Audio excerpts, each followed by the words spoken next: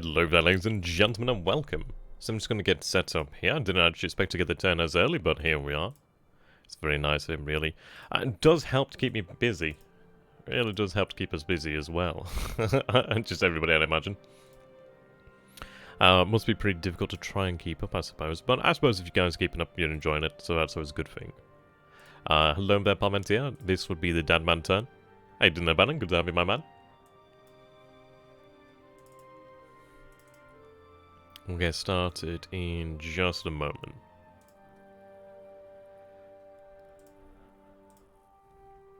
Hey, Vulcan, good to have you, my man.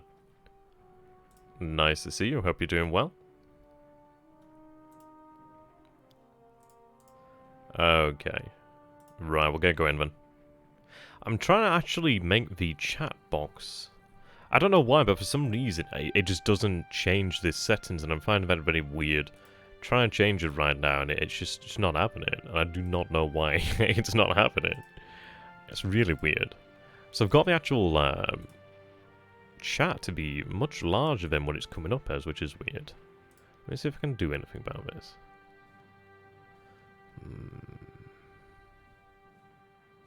Yeah, I'll have to take a look at that later on, actually. But I did want to try and enlarge the chat, but it's been weird. Oh, well. I'll manage with it then. Whoops, the wrong one. There we are. Right, so. We will have another division unloading here today at Pagoo, which is good, with 2 headquarters. It's likely going to take at least 2 days for them to be fully unloaded, but if I can get the majority of the division, or at least the division offloaded in some capacity, I can begin it march into Rangoon. The rest of the forces unloading will just obviously merge into the division, so we'll keep that progress, but have the division unload. Just a spoonful of sugar. It does make me wonder now. It does make me wonder. We did see that he withdrew his single carrier, or potentially carriers, last turn in the Coral Sea. He was previously hit into Lagi, but he then pulled back from there. Well, he had pulled back. I don't know if he's withdrawn for the time being. He will definitely be in the area. He's likely around New Hebrides or New Caledonia. I imagine he pulled back because he thought that might have been the turn that I would have arrived. Though I've got Little Andaman Island, that's great news, quite happy about that. And that's going to be one of the other islands that we do build up after Port Blair. Airfields, I should say.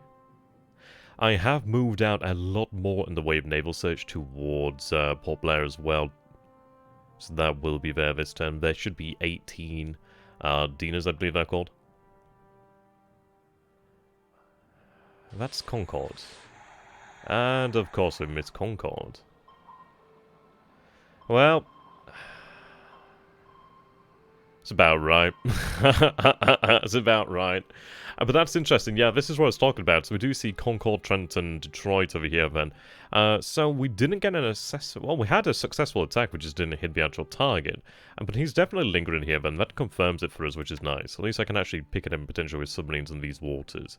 The deep waters, those are American, so they have ASW capacity, but not as good as the Royal Navy. So we'll try and cause some problems for him then. But it's good, it confirms it. We landed at Kuching here today. I am unloading 2 Naval Guard units. So there is some return fire, but it should be okay. If there's any damage, I can have it repaired at Singapore. So we take a few shells here, but nothing too much. Nothing too bad there. The Kuching force will take a little bit overcoming. But it depends there. I'm not terribly sure what their strength will be at this point in time. It's still early, so it shouldn't be too much. I don't think he had units retreat there either. I think there's a couple of units. It's got some AV, but not that much. But the good news is once we take Kuching, then that's the entirety of Borneo under our control. There are still Dutch forces on Borneo, but I can't imagine they're going to be much of a threat. They have been ejected from bases. They have been roughed up, so to say.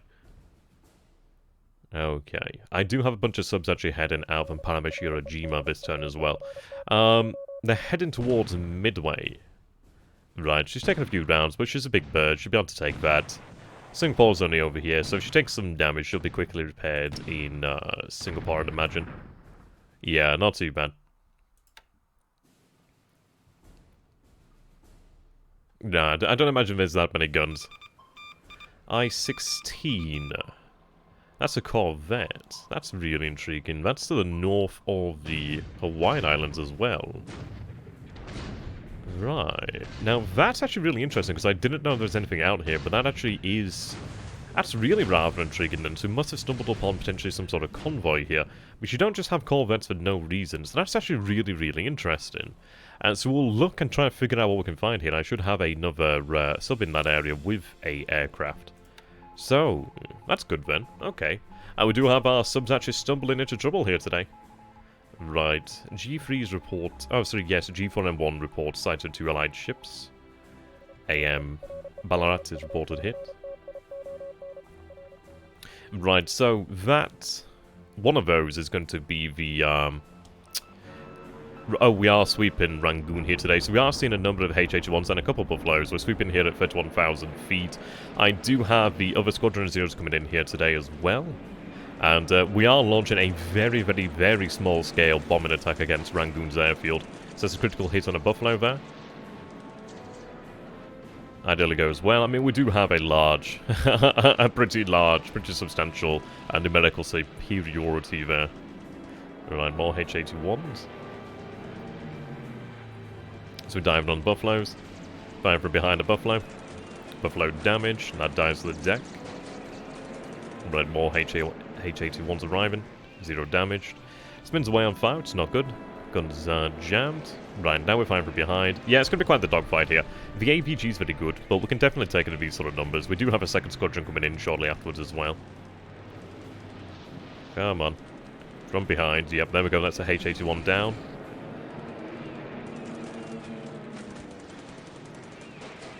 That's 1 damage there. Spins away on fire. Damaged.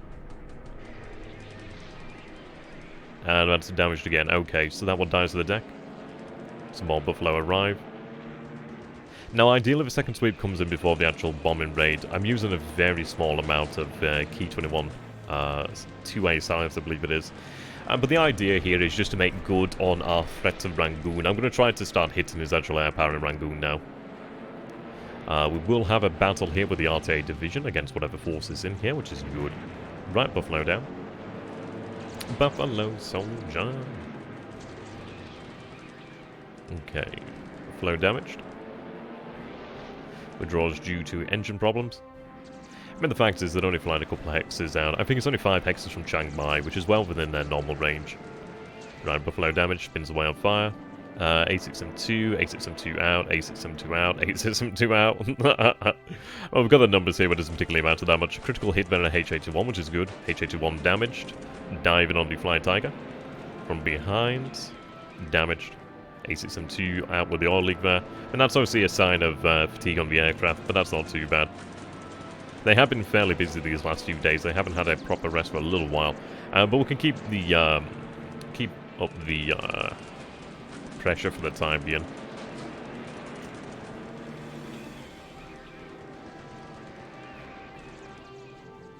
Right. Critical hit on a 0. We do have a 0 shot down, which is a shame. But I mean, we have 5 produced each day. It's just the pilot. Ideally, the pilot may survive, but if he's shot down over Rangoon, he's either going to be missing in action, i.e. captured. We'll see. Right, I'm going to speed things up. We will have another sweep in there. So we do have a couple shot down there. Wasn't amazing, but it was pretty good. But that's the thing about the AVG, they are good too. Looks like the AVG was up pretty high as well. Yep. So, ideally, second sweep comes in before the bomb attack. Right, so we have 4 there, so we only see 1 H-81 there. So they're up at 32,400 feet then. That's why it was a little bit difficult, because they technically weren't above us. Right, engine cutting out. 0 damage. Come on, we are behind here. Yep, there we go. That's what I wanted there. So once we dived on it, we were good to go there. Right, so we do have 40 coming in now, so you can see nothing is actually in the air there. He could have had significantly more over there, but I like the fact... I mean, we've lost a 0 there. We haven't lost many zeros in the fight against the AVG, which is nice. You can see there we have good coordination as increasing amounts of them are flying out from Clark, which is only a single hex away, which is very nice, only a few miles away. So they're very, very effective. We are seeing flak up over here then, being thrown up from Manila. We do seem to be outside the range of the flak card, it's just not very effective, but either way it's good. We did have a large amount of them actually disabled last turn, but they'll recover pretty quickly. Well, fairly soon. Manila is essentially on its last legs, it's down to 0 fortifications. I think we might have had it last turn had we had a better roll. But it's essentially on its last legs. There will be no fortifications, so every attack will go ahead. The only benefit it'll have would be just, of course, the... you got an emote thanks to OCB? Oh, thank you very much for OCB. That's much appreciated, my man. Whoa! I don't know what all that means, but that's pretty awesome, man. Thank you so very much for OCB. Wow, I don't know what those mean. Are they all separate subs? But holy shit, man. Thank you very much. I don't know what it means, but thank you very much, man. It's much, much appreciated. I hope you're doing very well there, Ove Cato Borsheim. Getting better at saying that name as well. Right, I can hit today, but thank you very much. I need to get some, like, custom emotes made here, actually. That'd be kind of cool. That'd be nice. Right, a few eaters coming in here. There we go. Oh wow, look at that. Look at that golden name. That's a nice name. Cheap. It's good to have you. Yeah, I wasn't kidding when I said it was a very small raid. Very, very small raid. But I wanted to make sure we actually had something go in there. A few hits in the airfield. But this is how we'll take it now. So he now knows that Berry is a threat to Rangoon. He's going to have to keep something up there. He's going to have to deal with that. And what we'll do then is we'll keep sweeping as we can. Keep attacking as we can. I hope you're doing there. I hope you're doing well there, obviously. Good to have you, my man. So, I had moved out the key 43s this turn. I had them sent to Lobland. But in fairness, I don't think there's really much of a threat. I don't think there's all that much that a couple 139s could do. If necessary, I could move in a couple there. Right, so it looks like we're moving into the PM, is it? Yeah, I'm moving into PM. So it's quite a long AM phase there. So possibly, right, okay, so we do have detection there, so it looks like that would be his carriers potentially to the south. It looks like we had a good guess, or at least we had our forces react into the enemy, which is quite good.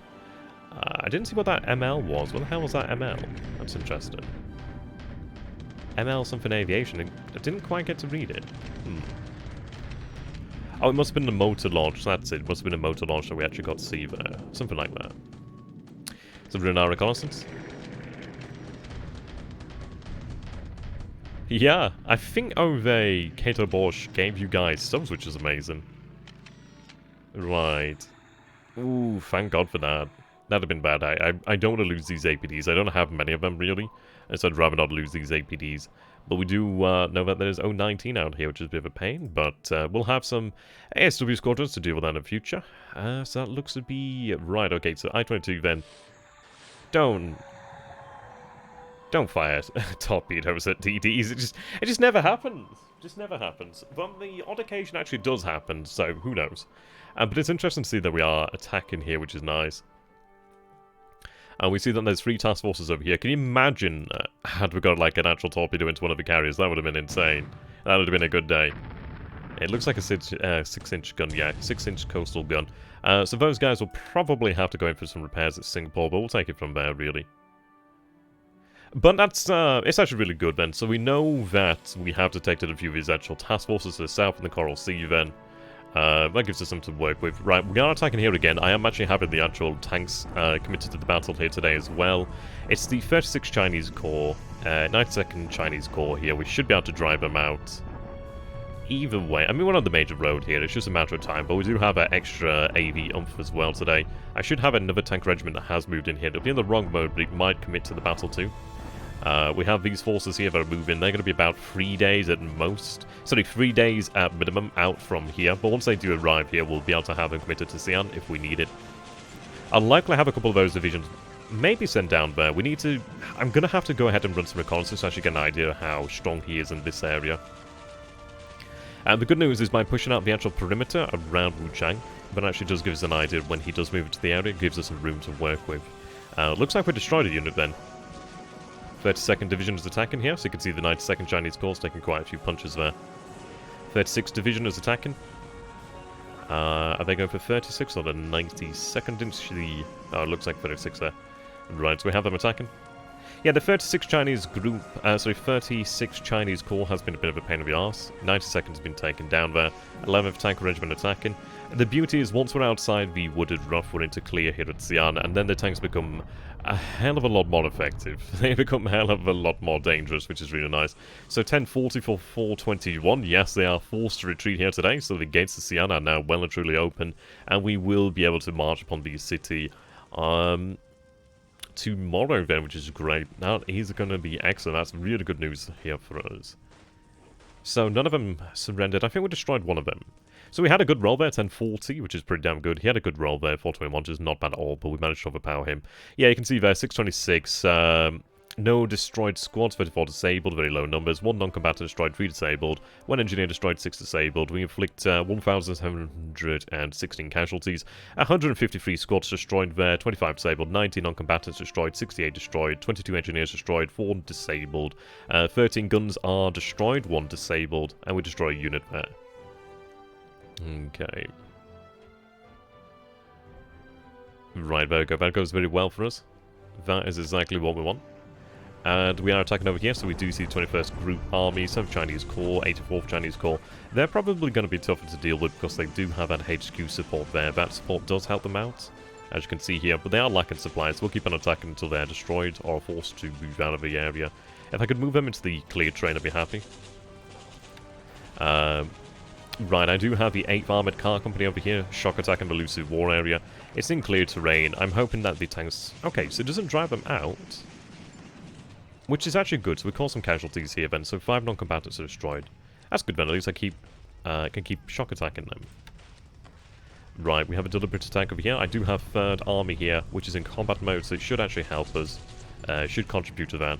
35th Division there, 13th Chinese Corps has been butchered, 29th Chinese Corps is the only one with actual strength, and they're forced to retreat. Where do they retreat to? Towards Ankang, which is over here. So they moved here then, okay. Yeah, they're lacking supply. I mean, if we're looking at that, 317, 89, we had 310 to their 99. They had a good roll though, still. So we inflict 2,392 casualties. We take casualties ourselves, but these are just disabled. We destroy 115 squads, 118 non-combatants, 5 engineers destroyed, 11 guns destroyed, 3 units retreat there. And that's the crazy thing about this, is these are a lot of Chinese units that have been beaten up in a short period of time. They will eventually come back, but it's good news. Okay, so we'll take Langsa today. Yeah, base force, much weaker than I had anticipated, but the good news is I can have these forces. I might potentially even have them march north to Sabang, it depends really. So we capture Langsa. I don't know what the strength is, Medan. I know it's stronger than Langsa, actually. I know it's one of the stronger bases there. Oh, where did they retreat to, actually? Did they retreat to the north? I didn't quite get to see that. I wasn't looking, actually. I think they probably have retreated to the north, then. We are attacking Batavia here again today, so we have the 144th and they have the 124th. We do have the other naval guards, which will probably arrive tomorrow. So, 143 to 29. We capture Batavia! Batavia, yes, and the Batavian base force has surrendered to our forces here today. There we go, Batavia has fallen to the Imperial Japanese Empire, and with that we have our first major base on the island of Java. We destroy a L-212 and a 139 WH-3 there. That's very good. Yeah, excellent news. Indeed, Banzai. Very good for us. So we have the 4-to-1 odds there. I think the only hold-up was just the fortifications, and we just needed to have a certain massive AB to be able to break that. But yeah, you can take a look there. So we have 2 squads destroyed, 12 disabled, 1,509 casualties, so 37 squads destroyed, 180 non-combatants. So it's a pretty big base force, to be honest. Pretty big base force. But that unit is gone. Goodbye to the Batavia base force. Okay, we'll take Bandang. Mandang, sorry. Yeah, a Banzai mode would be really good. Right, so we capture the base there.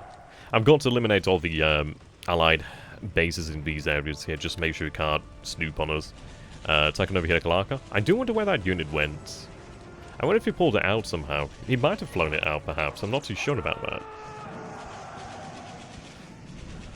I don't particularly mind, because it means that Kandarai is actually safer than what I thought it was.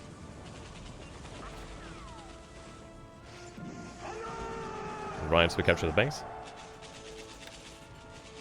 And we're attacking over here the Makassar Garrison Battalion. They are slowly being reduced. slowly being reduced. They have no supply, which is good news. So we take 14 casualties there, which is only 1 squad disabled, 1 non-combatant disabled. We have a couple more disabled here. Eventually they'll just surrender. So we do have an attack over here. So actually did manage to get a decent number in here. That's actually somewhat surprising. I might come to regret that, but we'll see. 92 to 11. Ooh, no, I don't. Haha, take that. Good. Very good. I didn't see where he retreated there. Looks like he went to the north, but that's actually really good. Yeah, that could have been a pretty nasty situation there. Oh, wow. That did not go well for him. So that was actually a really freaking good roll by us. So yes, he was in operations mode, so that's why we kicked his ass out of here. That was really fortunate, man. That was actually really fortunate. Wow. Yeah, brr. I like that. Printing them banzais, like brr. That was actually really good for us. We had 92 to his 11 there. That was a really good roll for us. I think we had a good roll because we had, yeah, that was great. That was actually really good. I should have actually had the Southern Army prepared for this base here last turn. I forgot about that, but that was really good. Yeah, so they had the terrain benefit, but they were in the wrong mode. Well, this is it. I mean, in fairness, he moved them in. I just don't think he could have anticipated an attack this turn, but I don't know, it's one of those, isn't it, really? He might have actually anticipated that we didn't have supply, but we did have a supply, and we had a full TIE division there, so that was really good.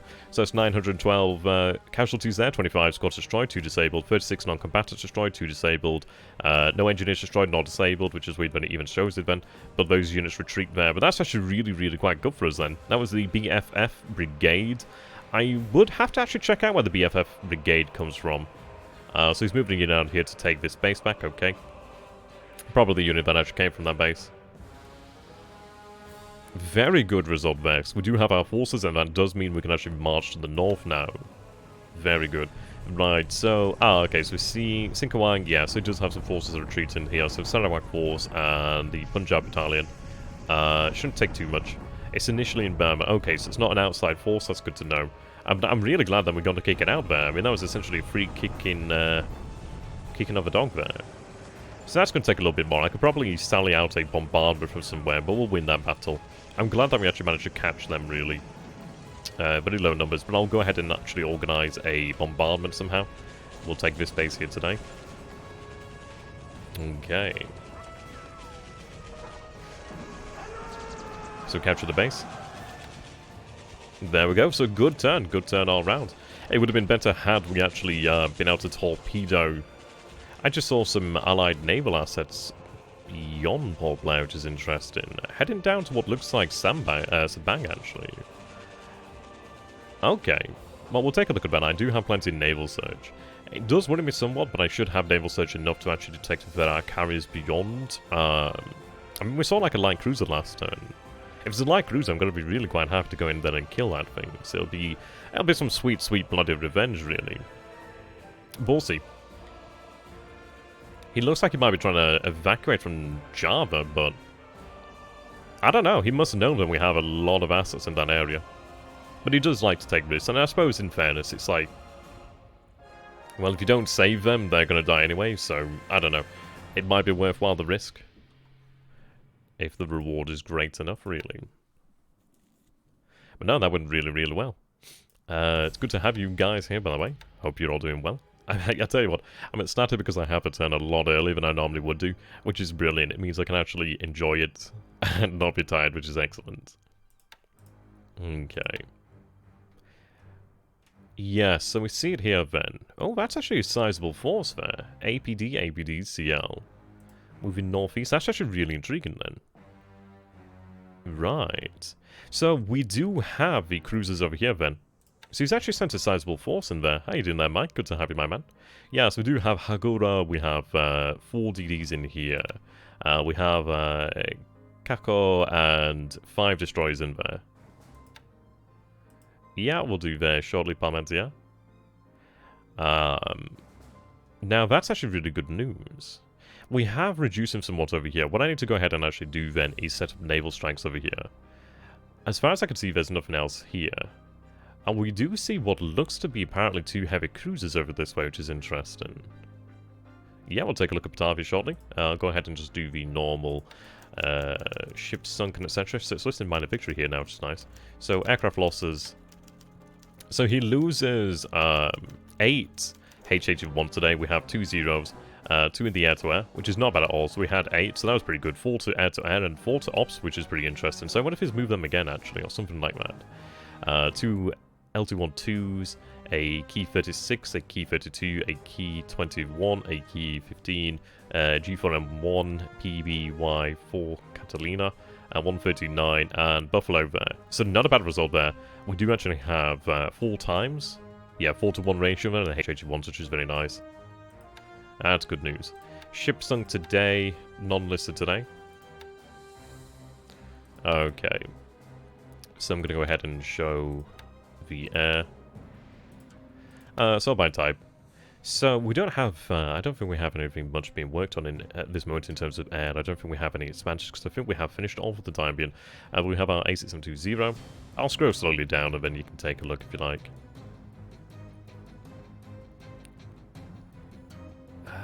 Yep, there we go. So that's the aircraft production. I'll show engines while I'm here. We do have the 35, which is still expanding. The 34 still expanding here and here. Yes, eventually we'll essentially have the Jakes out there in mass. We're not already out there in mass, and we produce a hell of a lot of them. I didn't about it. We'll take a look at our pilots here in just a moment. So we have here the Mitsubishi Ha-33 as well, expanding. 32 expanding here as well. And there we go. So the R&D here today. So we have the room fees over here. I do wonder if we have actually... We might be able to start work on the Key 29... No, Key... God, I forget what it is. Which is it now? The 39? No. The Helen. I forget which one the Helen is. Is it 29? I don't know. We'll have a look. Right. Okay. That's kind of crazy. You 1 there while we have 8 there. That's fine. Yeah, Key 49. That's it. Yeah, that's it. I was thinking, which one is it again? Okay. So we do have the Tojos, the Key 4428 Tojo. I'm looking forward to actually having the Tojos. It'd be nice to actually have them in some mass, actually, because they're pretty damn good. And they're definitely better than the Key 43. But the Key 43 is something that would linger around for a long time. The Nick's underway, we're almost at the... Well, we're kind of at the halfway point. Nearly at the halfway point there. Yeah, there we go, Key 49s. Yes! Oh, yes! Hell yeah! That's really good news. And so the Key 49-1A has finally reached maturity. I'm not going to do it right now, but what we will be doing with that is having it switched out to the Key 49 Helen 2A, which is the... I think it's the 2A variant. I think it's the 2A variant. I'll double check. I'm not going to do it right now, so I want to make sure I've got a save before I do that. I do have a save, but I don't want to do it as of yet. But then we'll start work on that, which would be great, and that will actually bring us the Armored Helen. 2B is the last. I can't remember. It's one of them. It's either 2A or 2B. Okay. That's good. I'm finally glad, because that's been on, like, 29 out of 30 for a long time, so I'm glad we finally got it here today. Yeah, I mean, the Oscars, it's a decent aircraft. It's just, yeah, we just need better than that. But they will be around for a long time, really. So we have a 4 here, Okayama. So we have pruned off the zeros from the Key 83 R&D. What we'll do then is review it each month. But if we get to about 2, we'll keep anything that gets to like round about 2, we'll keep next month. We'll see though. These ones I'd like to get there. We should be okay. Should be alright. We have the Key 84A, and we have the N1K1J George down here. I'm looking forward to getting that. That's going to be nice. It'd be really nice for us to have that. Remember the 1, and every Japanese player should save before. Yeah, well that's it, isn't it? Yeah, I'm gonna save a separate save, yeah?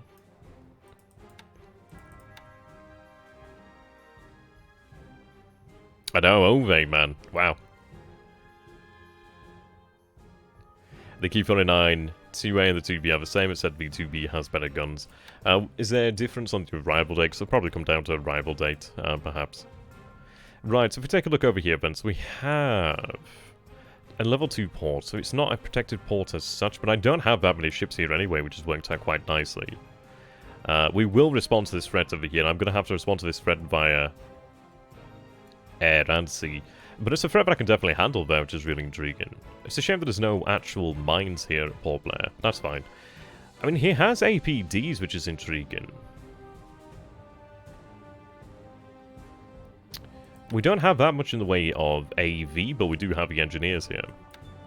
So the 2A is 9042/9. Yeah, so we'll go for the 2A then. Interesting move there, but we will be able to take that. I mean, this is it. It's going to be really intriguing. I mean, the good news is, even if he has his forces there, if we do get our heavy cruisers into that base, we'll be able to do... I don't know, it's an interesting one. The worst case scenario would be having it captured from us, well, having those units destroyed, but I don't think they'd be destroyed outright. It depends, really. The terrain is jungle, so it's ×2. We don't have any fortifications. But it's a very, very bold move there. We should be able to get our heavy cruisers there before anything terrible can happen. Like, we have a number of heavy cruisers in the area already. I have a number of subs in the area. That's deep. But I don't think I'll have any subs moved in there. But we could potentially. That's good, that's interesting, actually. That might actually give us a chance to actually inflict some more losses upon the Royal Navy. Okay. Yeah, I'll take a look at Batavia. So we do see ships over here. So we do see that there are mines, of course, in Batavia. So we'll have them cleared out shortly. So the base itself, then, is in great condition. We'll take a look at the industry in a moment. There's 21,000 supply here. Now, I don't know if that's just because it moved from here. And it looks like it did. Okay, so that's because it moved from here. Okay. No, Ove did a... he's a big spender. High roller. Okay. So I do have 3,603 units of fuel. We'll take a look at the industry then, so let's see. Yeah, so we took it pretty much intact there. I always get it wrong, but I believe the one in the parentheses over here, the brackets, is the one damaged. So we have 20, yeah, if I hover over Batavia. Yeah, so we have 20 heavy industry, so we only have one to repair here. I might repair it there, perhaps. I mean, there's only one. Wow, we took that pretty much intact there, which is pretty amazing. The 79 light industry is going to be very nice. So that's actually gone really well for us. We took that base then essentially completely intact. And we will have the Naval Guard arrive next turn. That's good news. And I went ahead and I got the torpedo boats over here, and I told them to unload a unit here as well. So if I go around, and if we take a look here, so you can see they actually do have a mountain hex surrounded now, which is very, very good. So what I can do here then, let's see. I could have the tanks moved south. Oh, thank God, I do have major road there. No good moving that way. Trails are awful. What I'm going to do here then is have the infantry move south then. They've done a good job. I could have the tanks move there, but I think I might have the tanks... Well, actually, no, we'll decide on that. What's the terrain there? That's jungles. Okay. What we'll do then is we'll finish off the mountains to begin with. I mean, that's really good because, well, he's got nowhere to go now. He should not be able to retreat and he should surrender. I don't know, maybe we'll leave those units there. Let's see. Reconnaissance. Well, what I'm going to do then is I'm going to keep this reconnaissance unit here then for the time being, just in rest mode for the time being. I just want to make sure I have a unit here because then he shouldn't be able to withdraw, but I'd like to also have the ability. I might just go that way and take that armored unit down this way. So there's one unit here. I might go ahead and capture Semarang perhaps. Maybe, we'll decide on that. Should be good. Should be very good. I do have a 16th army that arrived this turn. So then in Hex. There we go. That's exactly what we want now. We do have a very good commander here. We do see that the 113th is going to recover now as we do have that support. As you can see, support required is 83. They have 95. I don't know. It's something I'm going to have to ask on the forum because you see the green numbers here and I do wonder. I don't know if having... It's an interesting one. Like, is it a stacking benefit? Is there a point at which there's a diminishing return to the amount of support that you have in a hex? Does it? I don't know. It's something I'll have to read on in regard to support, but they have a support they need, and Venson, which is excellent. So I think I will go ahead and order an attack tomorrow. Fatigue's at 14, 11. Should be good to go. So we'll order that deliberate attack. To go ahead. There we go. And the good news is by actually having... Right, so I do have them here. I could have them moved into the hex as well. And I could... No, let's take a look then, because I already do have... Yeah, so I've got Hexi control here to the north.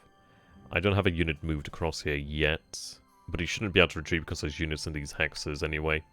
He shouldn't be able to retreat there because we own the roadside. I think what I might do then is actually just move the units in here. They're not going to fight especially well if they do join the fight, but if they join the fight, then they're at least there, which is helpful.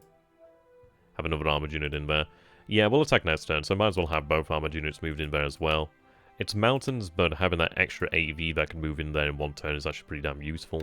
So we'll go with that. I do have that Koi there.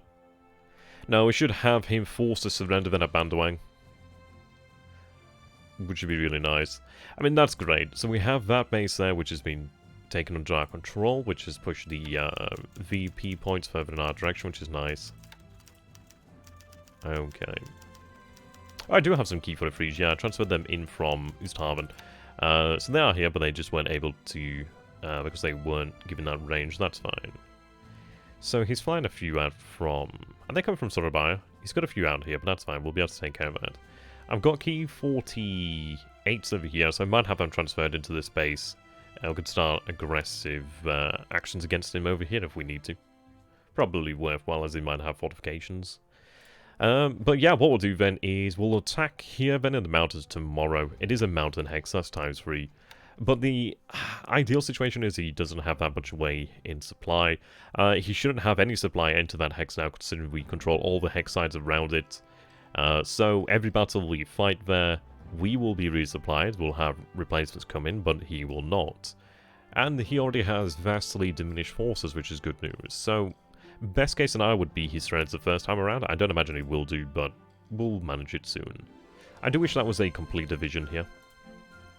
Like, they form the 56th Division. They would fight significantly better as a 56th Division, but then again, having the tanks and the units separated is not too bad, really. Right, so, I mean, once that's gone, then we just push south into Java, and, well, we're good. I do have another regiment that can move out. And the beauty is, we actually do have the rail lines down here, which helps me out tremendously. Could move out, but it's not really a base I need to move out to via rail right now. So that is the unit that helps make up the 55th Division. So what I'm going to do then is have it told to rest then for the time being. 124th, yep. So that's a regiment that has, I think they're in China or Korea. I'm going to have them march down then, I think towards Semarang. There we go. So they can take advantage of the times, sorry, of the major road, I should say. I think what I might go ahead and do then is actually plan for Malang, because that is mountain. That's likely going to be where he does fall back to, really. So we'll plan for Malang. There we go. So we do have these forces that are moving into Batavia. They'll arrive tomorrow, which gives me a 124 assault value, which will satisfy the garrison requirement quite handily, as we'll have a spare naval guard unit that I can shift out. I don't think there's many bases here that I do need to garrison. Yeah. I don't think there's many that require that garrison. Surabaya. So yeah, I could have the naval guard unit garrison Batavia and Surabaya. And I think that's it regarding garrison duties in Java, which is excellent. So yeah, it's going well. What we need to do then, it'd be nice to land a unit down here. I might potentially do that, but this is working well enough. We do have the major roads. That's working well for us. Right. So just tell them to defend for the time being, recover somewhat.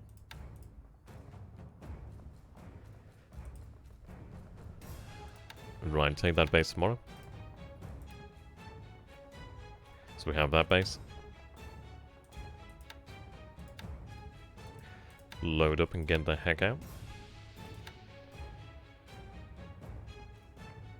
I'm going to have to mod it so I can actually see which is clearly Japanese and which is Dutch. Let that be helpful. These bases over here do have oil, but I'm not going to take them as of yet. I'm going to take them probably last. This area is going to be taken in the near future, but I'm going to take these oil producing facilities last. I want to make sure that we actually have an aviation unit ready to go in there and have a cap ready to make sure we can protect that oil. I did move in the key 43s over here for 77% side. They've been resting this turn. We'll have to put in some additional replacements there shortly. But yep, so you can see that we have the 11th Air Fleet here. Lublin is being built up, so it's nearly a size 2 airfield now, which is excellent news. The reason why I did this is, yep, oh, here we go. So we have them unloading here, which is excellent, so they can dock up. We do have these sub-chasers here, which are really damn good at their job. But what I'm doing here is unloading here. I'm going to have this koi moved elsewhere. I mean, it's actually quite... I might keep it there at Kopang, but I'm likely going to have it moved elsewhere, just so I can have another base with a little bit of aviation support.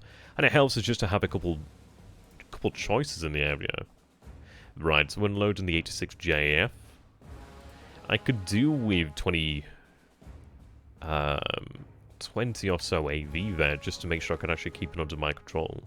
So we'll find a unit. I mean, that unit there is about 15 AV. So I could have it yeah, have it shifted down here potentially. Then find a little bit more AV from somewhere will be good. Yeah, there's not many bases that we have to garrison, but apparently that is bloody one of them. I don't want to have any VP loss. Right, okay. So I do have a WITP moving in here to take this base. Yeah, it's quite fortunate because we do have the Kilgore second SLF, which is moving north. So they were quite fortunate to miss the 2 subs over here then. That was quite fortunate. Yeah, he'll be moving in there as a shock attack shortly. There we go. So we do have the 23rd Air Flotilla moving to Palembang. It's past the danger zone over here then, so it should be out here soon. I do have these DMSs which move in out to truck. So I can have some DMSs out that way. Right then, let's take a look down here then. So we do see task forces. There was a third one, I swear, here as well. I mean, let's see, that is deep waters. I'm gonna go ahead and keep trying to attack there if I can. I mean, it's a good use of our time. We might end up with the submarine being beaten up somewhat, but I'd rather keep him busy with his subs. I mean, that's the thing, isn't it? It's like, we've had to worry about subs before. Let's turn it on him, really. Let's give him something to worry about. But if I can actually get some hits into some cruisers, that would be nice. Anything that could weaken him. But he's going to have carriers of something out of this area. But the fact that he's lingering in this area is quite intriguing. You'd think we'd see more with the H6K force here, but apparently not. Right, okay. But anything that delays him is good for us. So we're at 40% here today. We're nearly at half. Nearly at the halfway mark, which is nice. But each day does bring us closer to having the airfield brought up to size 7. Because Rabal is only meant to have like a size 6. You can build it beyond that. It does take much more time to do that, however. So 28k supply here today. 13k fuel. We're looking pretty good. We do have the 220 mines, which is nice. So Rabal's in a better position than it used to be. It does make me wonder if I would actually go ahead and take the truck naval fortress over here, and I believe historically that was actually shipped out to Rabal. It does make me wonder if I would actually have it shipped out to Rabal. Probably not. Those sorts of things would probably be better off moved into the interior. I mean, maybe to the Marianas, perhaps, but I'm not too sure even about that. Yeah, it's one of those, really. You'd have to have it somewhere where you can actually make use of it, and where you know he's going to invade. So Marianas might be a good thing. Elsewhere, maybe. I'm not too sure on that. Right, so we haven't seen any mines here today, but we'll go ahead and we'll check out each of these islands and make sure they are clear of mines. Actually, I think what I'm going to do here, then, to make sure that it is absolutely clear of mines, what I'm going to do is like shuffle them around. Because we might have missed some. I don't think it's likely that we have, but I want to make sure we've got them all. But that's quite good. He came in there with the DMs, which was quite an ambitious little raid there, but thankfully it hasn't caused any damage. And he used up a lot of mines. He used up some endurance, and put his ships in harm's way, gave us an indication of tactics he will use, and didn't gain anything from it, really. He did move ships out to the Marshall Islands, but in fairness, we didn't need to have them anywhere in there anyway. So it's just made it even less appetizing for him to attack, really. There's just not that much there. Just not that much. Okay. Looking pretty good. Looking pretty good. So let's take a look over here to Manila. They did take a lot of disabled last turn, which kind of sucked. They're recovering quickly enough, which is nice. We're at 1459 AV now. Yeah, 65th Brigade will need to be recovered. The 48th is looking good. The 38th is looking good. 21st is obviously taking a pounding. 21st is probably going to have to recover, I'd imagine, after this. Well, obviously, definitely going to have to recover. But they're doing a fine job. 2nd Division started to take some damage. But the thing is, they fought through Clark. They're now fighting Manila.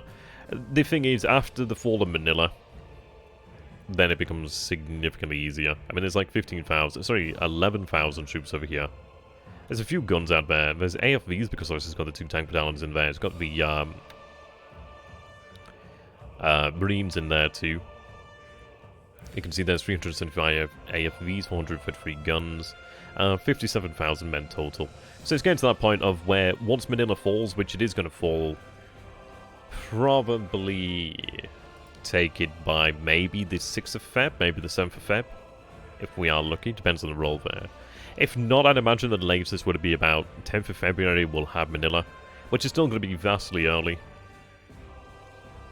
Yeah, so as soon as that's taken, we'll have a march over here to Bataan. Only issue is it's going to take them a few days to march down the secondary road here. That's the only thing that's going to slow us down. But no, that's looking pretty damn good. So if I take a look over here at Clark. Right. So those units are recovering there.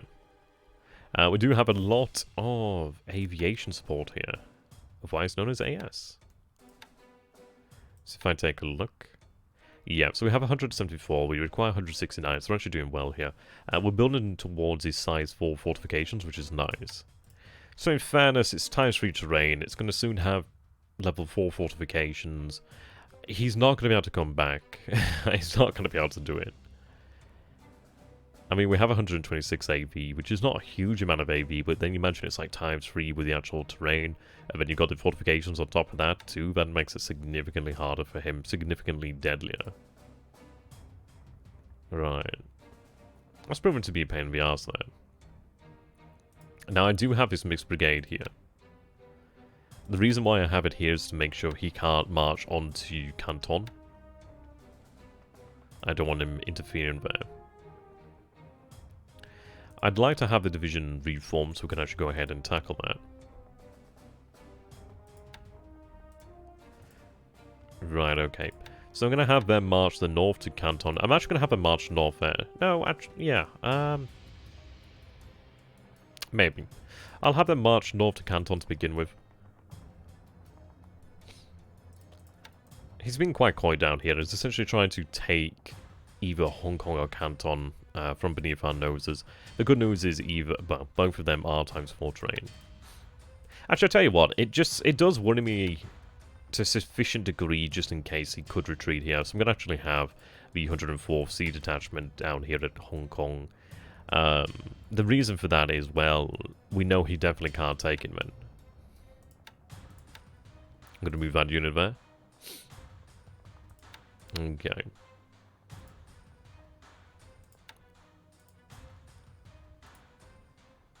Right. So I don't think I'm taking a VP loss there right now. What I'm going to do then is actually have them move to the north here. He's probably, yeah, he will begin supply here.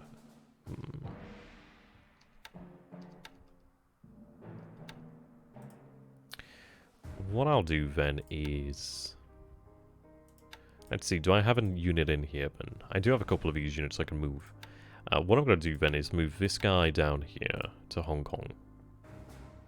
I'm going to try and surround him and then make sure he can't move out of the area. Then I'll have you moved about there, I guess. So what I'm going to do now then is march them. Well, they're going to march, but I could just leave them there, actually. It makes sense just to leave them there. Though actually saying that. Yeah, no, just leave them there because they'd have to march in a awful place because there's no roads beyond a certain point. So we'll have them remain there, rest and training. He could move down here. So what I'm going to do then is take a little bit more AV, which is not a good thing to do, but it's worthwhile doing. But what we're going to do then is actually go ahead and surround him down here on the coast. I could probably do with bringing in a bombardment as well to weaken him. How you doing there, Alphonse? Good to have you, my man. Yeah, so we'll have each of these hexes around here, and then we will be able to force them to surrender. And once it surrenders, then that threat is gone completely, and that's the Chinese core eliminated. They will return eventually to chunking, but they don't keep much of that AV then. So it's moving that unit back towards SunYan. Ah, apparently we're seeing 13 units here today. But that's probably, yeah, okay, that's because obviously they have been forced retreat. We do see 17,000 men over here, so we don't get to march on to SunYan today. We will tomorrow though. So we'll attack again. It's complained about supply, but we'll have that supply tomorrow. Oh, so the tank regiment didn't... Oh, okay, never mind. I'm going to have the tank regiment march north. Well, drive north. I thought I had told them to move north last time, but I must have forgot about it. I do have these units over here. They're going to be in rest and training mode. Yep, there we go. 116th is moving north. They're going to end up being the garrison there ultimately. These fellows are closing in now. So they're about 3 or so days from this position here. These guys are moving across now. Or not. Seems I forgot to tell them to follow that unit. Bit of a pain in the arse. I'm going to have to reset that then. Actually, no, I could have told them to... oh, well, never mind. Set on to march. Yeah, never mind. I'm going to have that division reformed. Finally arrived over here.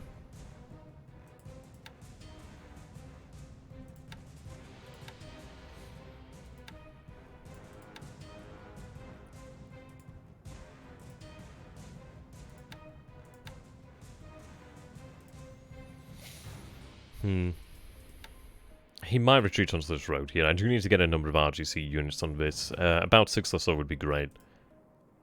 But for the time being, the fact is we're going to have this road open here. So once I cross here, we'll be supplied from the major road here anyway. Just need to get some more AV there, but I can actually release that brigade. Right, he's marching over here then. Should be able to get out there. Ideally before him, actually. See about that. Okay. No naval battles as of yet. We will have some tomorrow, it looks like. So he has a light cruiser here and APDs, which is not a tremendously strong force. So we should be able to manage that. Should be able to manage it. I do have a number of heavy cruisers in the immediate vicinity and subs. And there's like 2 heavy cruisers there. There's another 2 heavy cruisers there. I do need to make sure that I am protecting these assets over here, so I do need to bear that in mind. The good news is, however, he isn't actually aware of them particularly. Still gonna make sure I protect them. Okay, so they move north.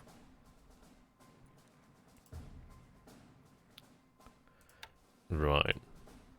I think I'm gonna have these forces move north to Sabang.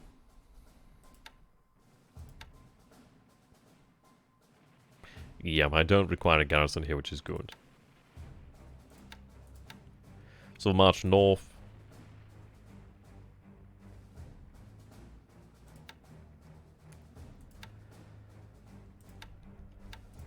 So that is major road. Yeah, that's looking great then. Now, I do have these AKs over here then. What I might go ahead and do then is load up the remaining regiment here and have that unloaded in Medan. I do have the 5th Division elements over here that I do need to load up. They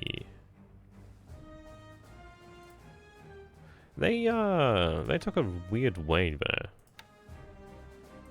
I don't know why they didn't just go like that. Looks like they went like that. That's weird. Okay. Strange, but okay. They'll arrive next turn. I expected them to be there today, so I don't know why.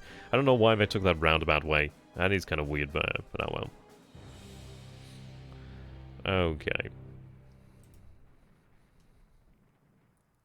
So I do have units marching to the north now. I do have a couple moving over here to Victoria Point. And the good news about Victoria Point is I do have the AKs in here. So I do have the ability to rearm pretty damn close. I also do have these 2 torpedo boats over here. So what I'm going to go ahead and do then is have those 2 torpedo boats sent out. I could have them sent out there, but what I'm going to do is actually have them sent out as an additional escort for someone. Or just embed them in a task force. And embed it in that task force then, because it's the most immediate. It's time to merge them there. So he's marching a unit or units out of here. We do see these guys out here. How far is that from Port Blair? That's 13. Okay. Yep, there we go. So you can see that is why I brought these guys in here. It gives us a lot more naval detection out here. He's been really quite brave moving in there. It's a shame that we don't have more information about thunderstorms. But yeah, there we go. And that's it. We only had one CL reported last turn. I had expected to move this way, really. And we'll be able to handle that. It'll be one of those rare exchanges of actual gunfire. But in fairness, what I'll be able to do is actually set up the G-32s over here for naval attack. We do have the range out at 12, which is actually just about Port Blair. So I could potentially set something else to escort them, but 12's sufficient. The beauty of Port Blair is, well, he's had to move. Yeah, you look out. He had to move and move this way and then around. So that's good. That gives us time. Yep, he's only going to be in this area here, so we can actually really dictate what happens. We'll just cover these 3 hexes here, and then that's it. He's kind of in a bit of a trap there. So, I could have the PBs. The only issue is the PBs are going to get caught up by the attack, and these are on Soyuz, which is nice to have.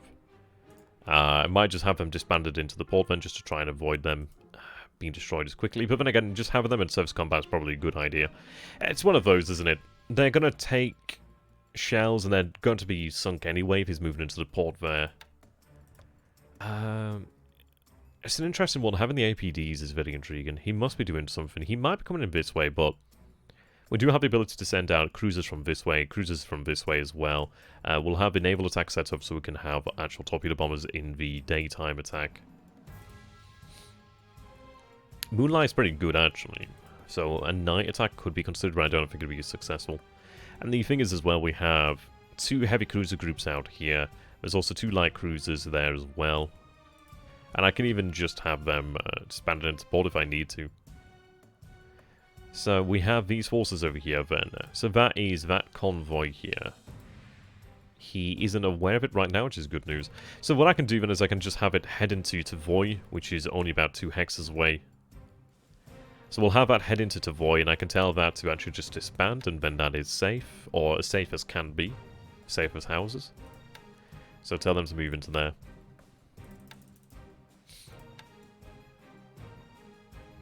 Okay. So they're in night naval search there.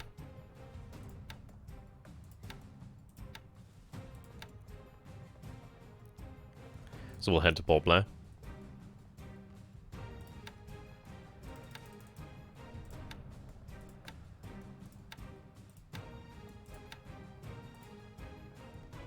There we go. I mean, they would arrive... not during the 9. I don't imagine far off. I do have these subs over here. I'll keep them patrolling here. I mean, it's intriguing to see that we have a heavy cruiser over here, but I imagine he's trying to get in something sneaky here. But the good news is, I mean, the only problem would be if he landed a unit at Port Blair. That would be the only problem there. I would be able to deal with it. It'd be kind of a pain in the arse if he did take it. But I do have this Imperial Guard detachment that... Well, I'll tell you what, actually. What I'm going to do then... What I'm going to do is, because they are here, I'm going to have them actually stand down and rest. Because what I can do then is, if he does actually manage to land on Port Blair, what I can do then is have 150 or so AV moved practically, yeah, within the next day to Port Blair, give or take.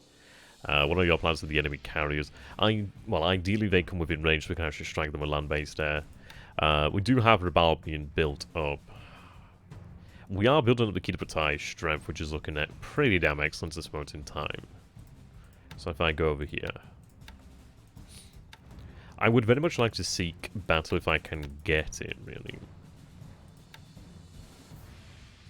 So you can see that right now, so it looks like we have taken a few aircraft off. Obviously, we are doing resizing and training, etc. So these numbers do vary as we do move them onto the airbase. You can see some D3A1s and some Kates. The 0 numbers should be roughly the same anyway. Right, so we're taking a few zeros off this turn, but we will have around about 180, 190 aces and 2s. It's not looking as many this turn because we do have some on the airfield here. Gary, aka Infinite Monkey, does the air training side, so sometimes he does things that I don't know what he's doing, but it's always good fun when you find out. It's nothing but good. I believe we're just doing a little bit of resizing this turn, actually. Okay. And for some reason I do have a bit of a sniffle, which is always a fun thing. Yep, so that's fine. Yeah, the idea will be to have a strengthened Kid of a Tie. i.e. a Kid of a Tie that's going to have another 80 to 90 extra zeros in its complement. It's going to have less striking capacity, but the idea is by having more fighters, especially with a zero, we should be able to actually win the engagement pretty handedly then.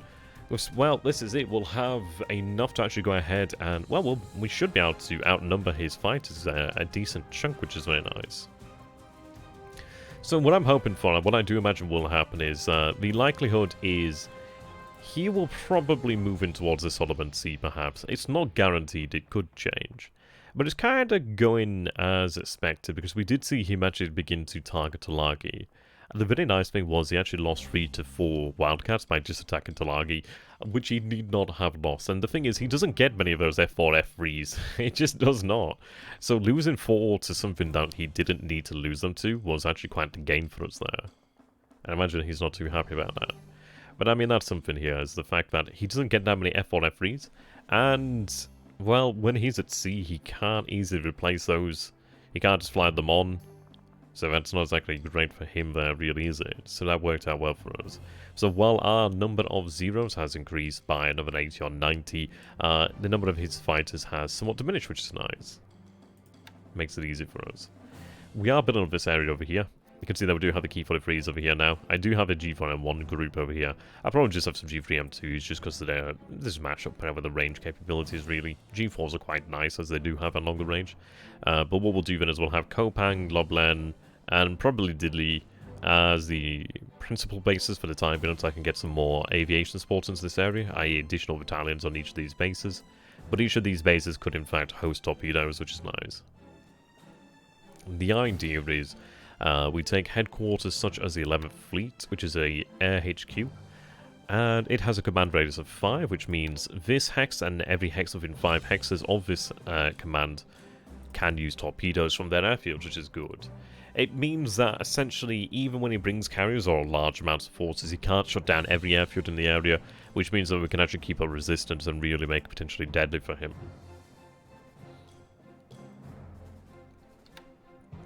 Okay. So we do have our Naval Guard heading out there to Zamboanga. It's a bit of a shame because I've lost 2 VP, which I don't think was fair, considering that, well, the base fell to my command. It's not my fault I didn't have any AV there. I didn't expect it to fall to my command. And he's moved a unit out there. But I've got that Naval Guard to move into Zamboanga. It'll take a few days to arrive, but that's okay. Kamikazes are a thing in the game. Yes, they are unlocked later into the war. Or if he moves to a certain... I think if he moves within a certain distance of Saigon... and at a certain year they activate. How you doing there, Dravros? Good to have you, my man. Good to see you. No, so looking good. Let's take a look at the actual TIE forces out here, then. They did excellent. They actually did excellent. Really, really good. I'm really proud of them, actually. So, he took... it didn't take that much in the way of damage, but he took damage, which is actually really important. Really very helpful. You can see the base there have 703 supplies, so you can see the amount of supply on the base has shot up this turn, as we do have command of the road now. So you can see we have that solidly under our control. I do have the second RTA over here, so what I could do then is place them into rest mode, and they will hold that road. Right, these guys,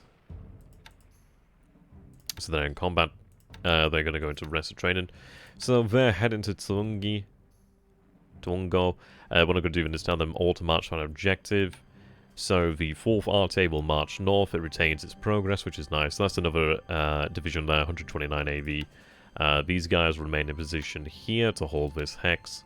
So we'll have 6 RTA-A, which is going to go ahead and be the garrison for Tuongo.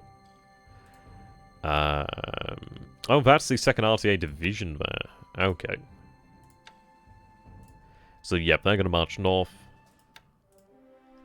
I mean, this is it. He's not going to have that much away of supply. He'll be able to fight. He won't run out of supply anytime soon, but it's going to be rough for him. It is going to be rough for him. It's looking really good. It's looking really good. We do have our division here, so we see 15 units here. Isn't this a magical day? Wow, they actually did a decent bit of damage there, 3 damage. That's not bad. So he hasn't been... Well, he'll not be able to build fortifications today, which is nice. Cool. Cool. So we have the the 18th Division here. Yep, in full force. So I'm going to have them in combat mode. They have no disruption, very, very low fatigue. And I do have here the 33rd Division, which is halfway unpacked, more or less. A lot... Well, yeah, quite a bit more to go. And we also have a 25th Army here. 25th Army... and 15th Army being unloaded. What I'm going to do then is change their plan into Rangoon. There we go. I could have had it planned in for Rangoon from the start, but you never know. So 33rd then can begin marching. The headquarters can begin marching. They might be fully unloaded by tomorrow, perhaps. Ah, here we go. So this unit is moving south. There we go. I'll put them into combat mode for tomorrow. They're moving to this hex here, I believe. Let's see. They're going to remain here. So they're moving to 55, 54, which is here. So the good news is then I can have them march into Rangoon as well. Take control of that hex side. I do have control of the road from Pigou. Do I have a connection road there? I do about halfway. It does make me wonder. I think I might go ahead and actually march a unit there, perhaps.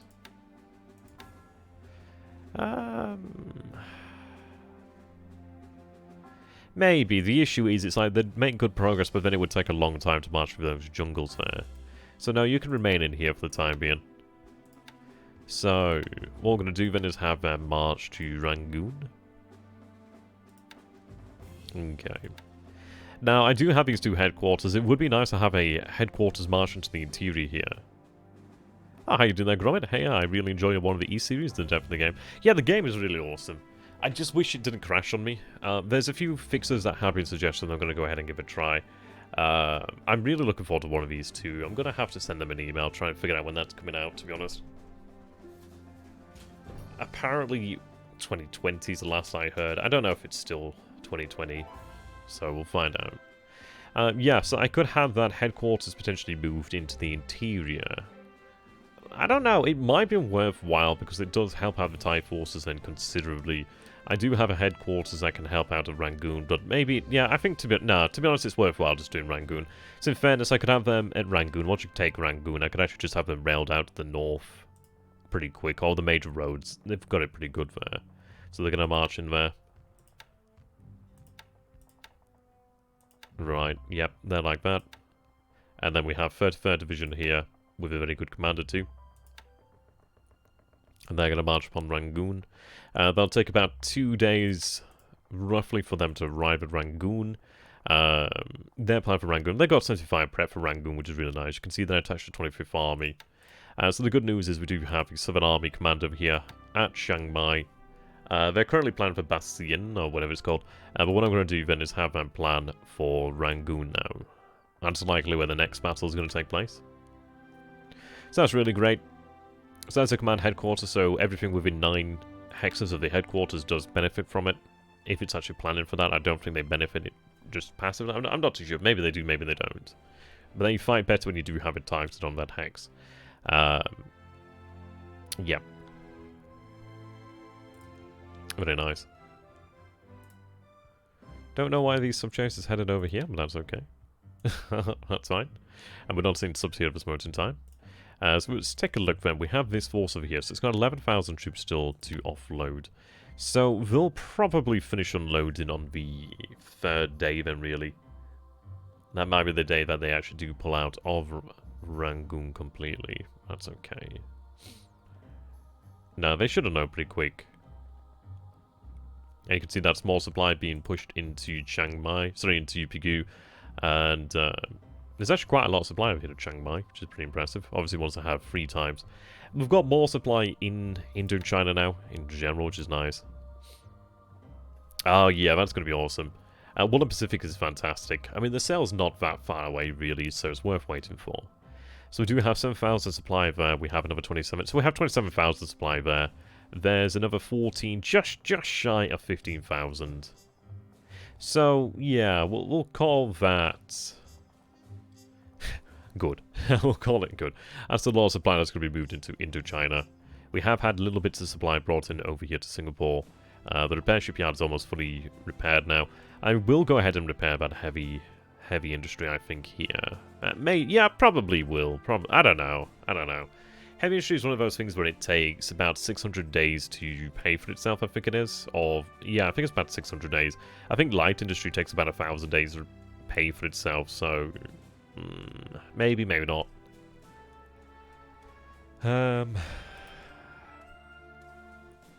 Yeah, not too sure. Okay, so we are offloaded. Yeah, so they've taken some damage here. Those coastal guns are pretty nasty, but the good news is they can go to Singapore, and they'll take a few days to repair, but they'll be repaired then. Yep, so they have 1,500 tons of supply. They do have supply in the hexes nearby, so they'll be okay. Yep, so I'm going to go ahead and order set attack tomorrow. Meanwhile, these guys were pulled out. So cancel that. These AMCs are great. Thankfully, they didn't take any damage, really. Yep, so we'll have them move back to Singapore. They can undergo repairs then.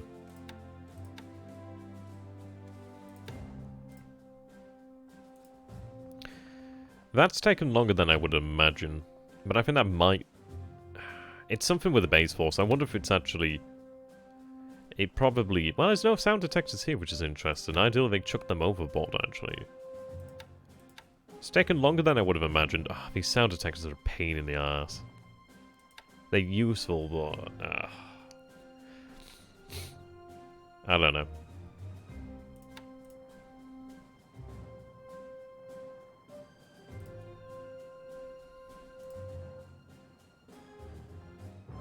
Right. Get them moving out.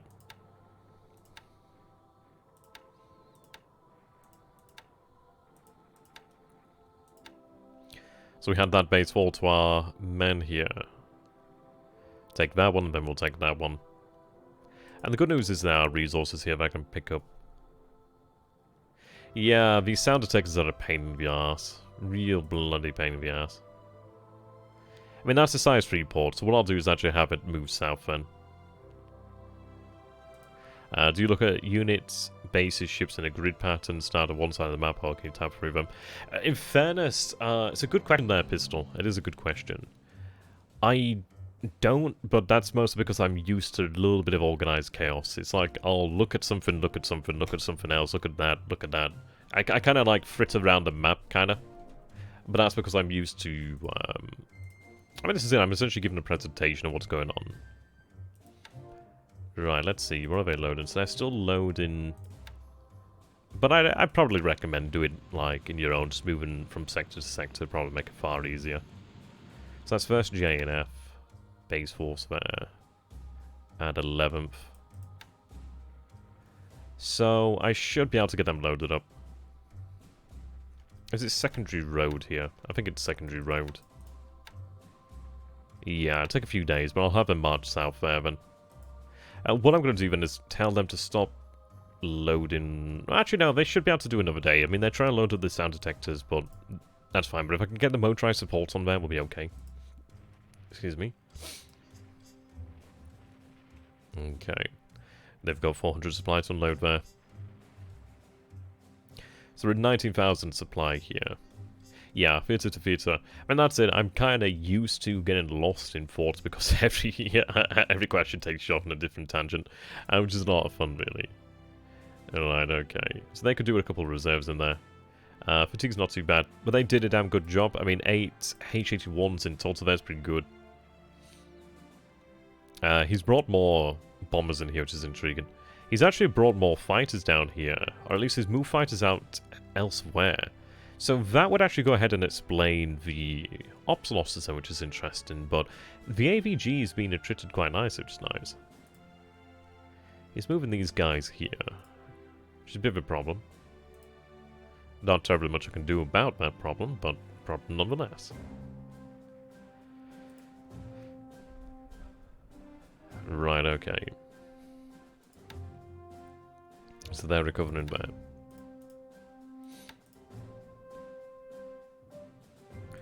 We'll shock attack again tomorrow. I don't think he has any AV here anyway.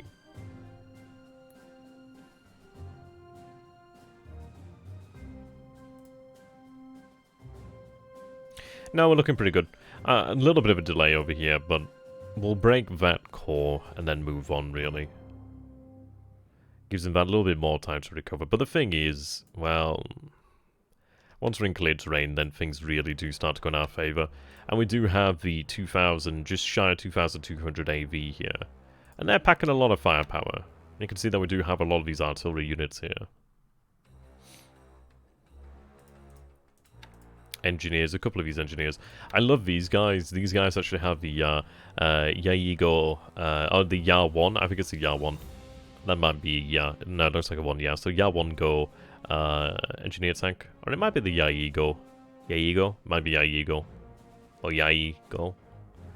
I think that's either an I or a 1. But they're margin there. And they have the engineers, and they also have the engineer tank, which is handy. Hey, doing that, Gary? Good to have you, my man. Okay. So it looks to be 1 unit left here, so that must be 2 units left here, so they must be the devastated units then. Excuse me. Now, is that clear terrain or is it ×2? That's ×2, so I'm going to go ahead and stick with the deliberate, well, all of that deliberate. I do have 3rd Army here, so that actually does help them out now. They'll benefit from that support, yeah. So support required is 4 or 5, they have 416. So they have a support here, which is nice. It might not register yet because they just moved into the hex, but it should be okay. Okay. That sally can be moved out there. I started moving these sallies to Malaya.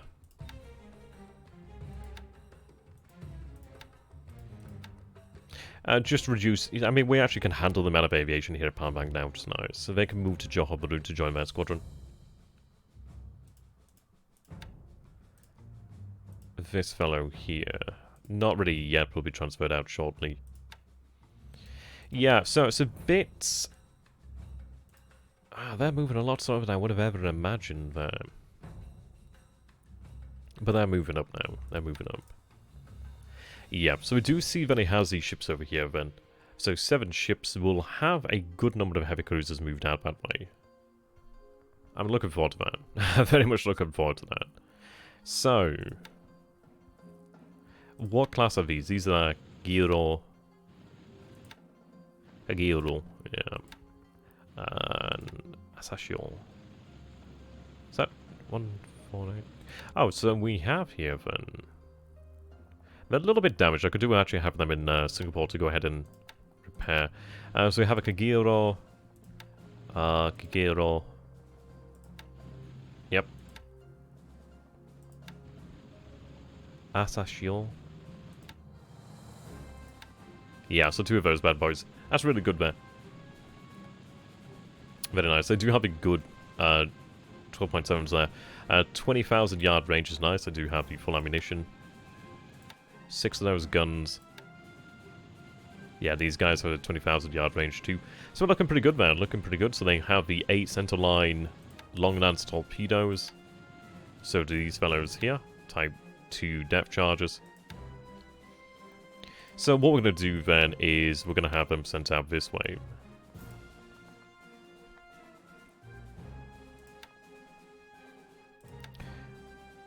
Right, they're being sent out there to merge. These fellows over here, what I'm going to go ahead and do, let's see. So you're just patrolling here at this moment in time. What I'm going to go ahead and do then is actually have them told to follow these task forces. There's a lot of equipment. We do have a heavy cruiser over here as well. We do have a light cruiser and DD in there. So what I'm going to do then is assign them here to follow Task Force 94. I might go ahead and give it another 2, or another DD perhaps. Or maybe another 2 DDs. 148. I could give it another DD. Should take it to 7 ships. I don't think it's really required, but it might be worthwhile because, well, they're going to be told to react. I'm going to set them to react. No, that's fine. 6 is fine. 6 is fine. Right. I just want to make sure that every unit around here has a proper escort.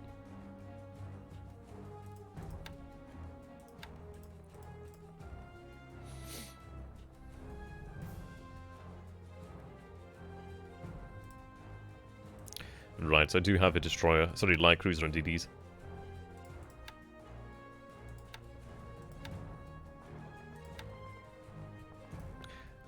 Follow. Yep, go follow them. Right, there we go. In fairness, I could take another heavy cruiser from here if I needed to, or I could have it sent down this way just to have another, but I don't think we need to. I'm quite glad that I sent additional heavy cruisers to the north, really. Just, we have so much here to work with, which is excellent.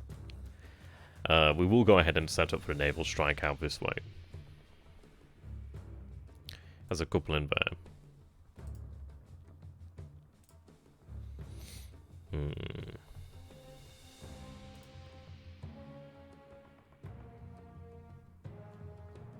They're saying that, do we need to set up for the naval torpedo? I don't know if it'd bring more, but to be fair, though, it's worthwhile having them set up, isn't it? We don't know what sort of resistance we might encounter. I'd like to continue to bomb Rangoon. I'm quite happy that only 10% of them actually cause 3 damage. That's actually fairly respectable. Fairly respectable. I could even just use the Key 27s, and the good news is I did move the Key 27s over here last turn at 2 million yen. So that's looking pretty good. So I've actually got some aviation support out here to million yen now. I do have some Key 43s over here, but I can actually have transferred elsewhere to be of use. And we do also have the Key 43s over here at Port Blair, which is excellent. So that actually does help us out pretty significantly. So I could probably go ahead, and in theory, I could actually have them fly out to 14 hexes, or even further than that, actually. But about 14, which would put it beyond Port Blair. And we'll actually be able to have the Key 43s over here, actually, link up with that, likely. Yeah, so theirs is 15. We'll go for... Well, let's see then. So where would 15 be? I mean, that's 17 hexes away. How far is that from Port Blair? That's 13 hexes from Port Blair. So if I go for about 16 hexes as maximum, absolute maximum range, we could in theory support it from Port Blair. We could potentially support it over here with Key 43s from, Key 27s from SunYan. In theory, I could do with some aviation support down here at Langsa. I mean, at least we'd be able to have it supported out this way. But in fairness, it's worked out, I suppose, fairly well on the timing. I mean, there was a point when we did have more ships over here. Had he come in at that point, it would have been quite bloody. But that's fine. We do have a supply in here. The engineers are in there as well, building up that airfield. It's worked out fairly well. We do have, I mean, that's a large number of cruisers that are going to be heading out that way. I think what we're probably better off doing then is, I will actually have to have these guys an escort then. Excuse me. So what I'm going to do then is have them 70-30.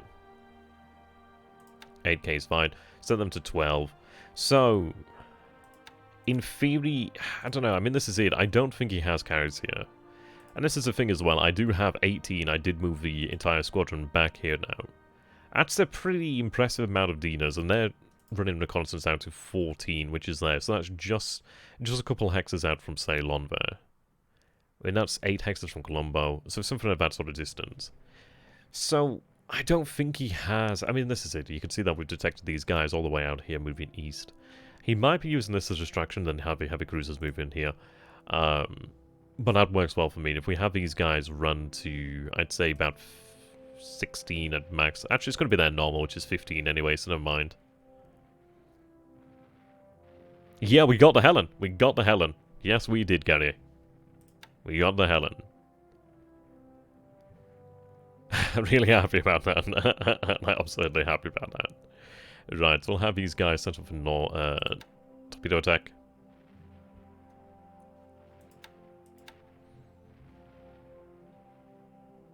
And the Helen is a bomber that we'll be using. Right, we'll have them set up there. I might release more for an attack. Should be round about enough. Maybe a little bit more. It depends, really. I'm actually going to keep it concise. I think I might drop it to about 20.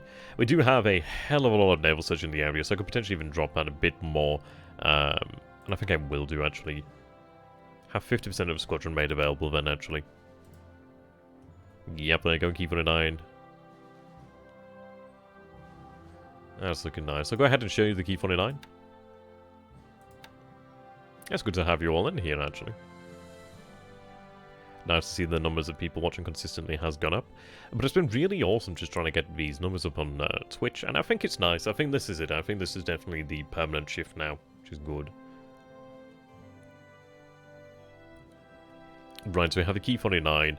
So that is the one that we have been running R&D on now to get access to the second model. So the Key 49 is very nice. I mean, this is not the model we're going to be using, so we're not going to get it immediately, but we'll get it soon enough. This will be the Helen that we're using here. So you can see that we have... I mean, that thing's pretty fast. I mean, its max speed is actually pretty damn fast. Its cruise is good.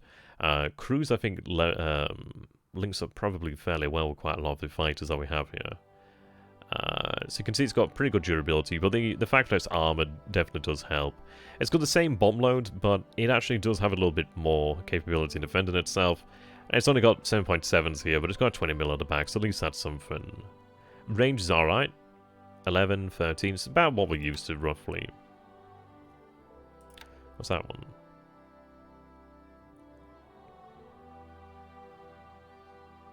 Oh, it's a transport.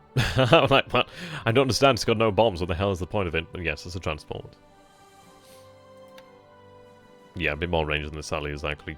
But it is a Key 49 2B, but that arrives much later, so we're not going to go for that one. And, I mean, it's better because it has, rather than 7.7s, it does have some here. But you can see that it has 12.7s on the others, so it does have a better gun value, but it's not really worthwhile going for it. It's nice, but it's not worthwhile. The improvements just aren't that much well worth it. Okay. Now, this is looking very nice. Looking very nice.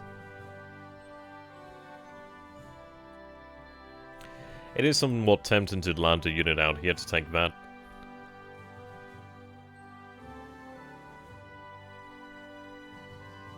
Yeah. Akiaba would be a nice base to have in the future. No, we're looking pretty good. Looking pretty good. I mean, ideally, we destroy whatever he has here, which would be excellent. In theory, I could move fighters down here from Bangkok, the Key 43s. But I might... I don't know, this is it really. He is likely to bombard Port Blair, but I don't think he's going to be able to cause that much in way of damage to Port Blair. So I could potentially have them... possibly move to Port Blair? Not sure.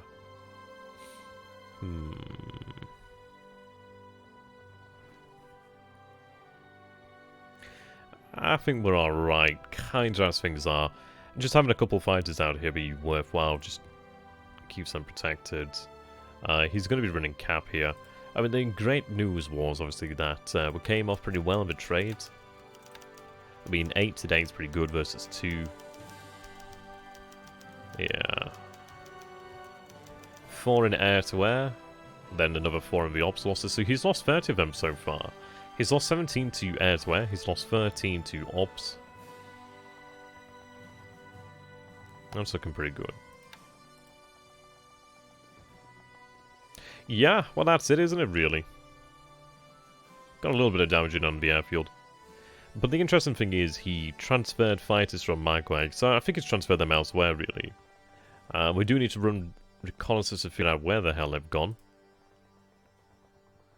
But he doesn't have that many of them really now. The good news is we have our second division being unloaded over here. We'll have another division moving up shortly.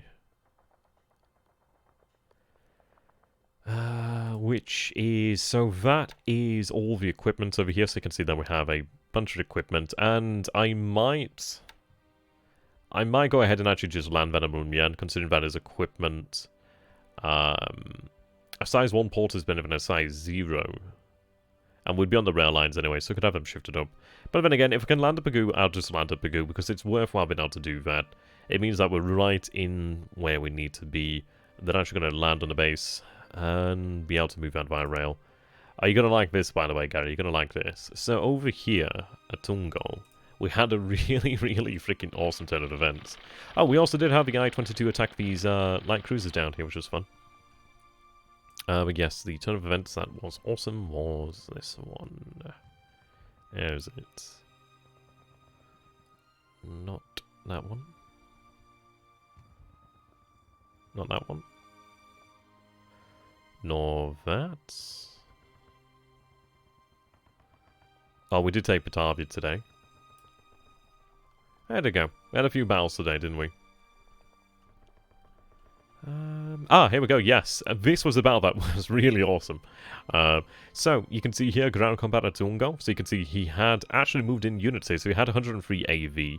AV base. He had the BFF Brigade moved into here, alongside the Burma Rifles Battalion. We attacked with our combined division, but the actual foe was in ops mode. He was in movement mode. So while we only lost 64 casualties and only one gun destroyed, all these disabled, and only 8 squads disabled, we in fact kicked him out, destroyed 25 squads, disabled another 2, destroyed another 36 non-combatants, disabled 2, and forced him out of the Hex, which was really great for us. I had an excellent roll there. Really nice roll. What's the airfield of the area you're going to use these squadron upgrades? Need big airfield for that. Well, I mean, we have Singapore, which is already a size 7. And we build that up to size 7. I could build up a bit more if I wanted to. I mean, maybe we'll build Bangkok up. Rangoon, probably worthwhile building up. I don't know, we might build up Bangkok and Rangoon, perhaps. It depends really on supply. Excuse me. Got the sniffles. Yeah, I'm happy we took this. Battle Henyang all over again. Yeah. Yeah, that was a good day. That was a good day. That was nice. Felt vindicated that day. Okay. Now, we did see a Corvette out this way.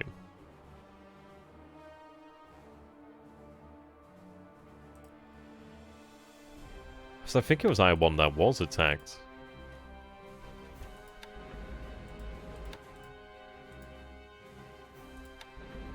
Yeah, so we do have capacity for an aircraft, but we don't have the aircraft there.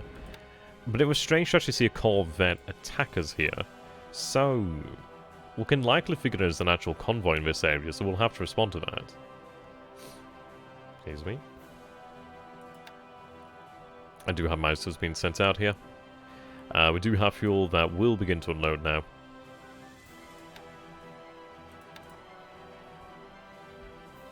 Okay. Do have that supply unloading there. We have the fuel being unloaded over here at Takao. Good. Yep, looking good. Looking good. I did start to move these assets from Kota Baru, so we have a few more APs here. I like how the mod actually changes the look of them. We'll actually have ships looking pretty awesome soon enough. I think the LSDs do already have a camouflage. Shinshimaru. So she doesn't, but that's a Shinshimaru. I need to make use of these LSDs. I don't know, I worry about them too much. And did you move I-169? I don't even know where I-169 is.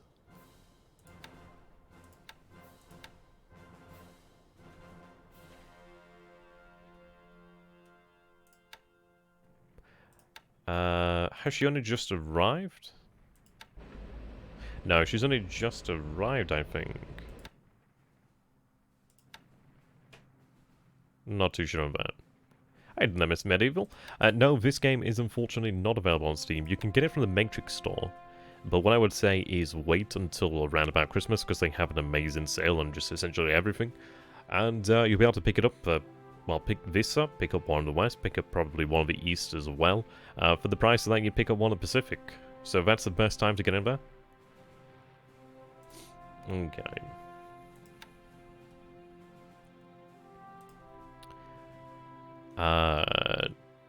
Yep, there we go, Nadzap. And they do have really good price. Sorry, they do have really good sales, though. That's the thing, they do have good sales. Well, she's not been moved down, that's why, then. But fuel's there, so we'll be able to fuel her up, then. So we do have the level 1 airfield here at Nadzap now. Whoa. Ooh, I don't know how you want to pronounce that, but we're at 49% there now. Right. Ah, good, so the ACM has arrived. That's what I want to see there, so disband them in there. Yeah, that's good then. So we have the ACM now, so that'll look after the mines here at Ley. That's what I want to see. We do have these guys here. What I'm going to do then is actually organise these PBs that are actually here to act as an SW escort. I'm going to have to get some fuel down here to Ley, by the way.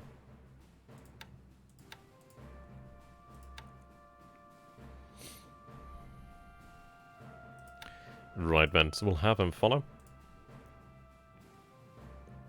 And the good news is by following them, they're going to go through these hexes anyway. I do have the tanker moving out of here now as well. What I'm doing then is having it follow the 12-knot PBs. So I'll get to a certain point, then I'll have it move out with just the actual escort, as is the Ishigaki. I mean, it's nice tanker there. It's worth 19 victory points. So I'm quite happy we've been able to get things out so far intact. So the amount of actual assets here in Rabal itself has been diminished, which is good. There's not much here that can't be moved out if necessary. There's not an overly large amount of value as such. Right, they're being loaded there to head. I'm going to try and get supply to Talagi if I can, but seeing these assets down here is intriguing. But we'll try and just cause them a problem.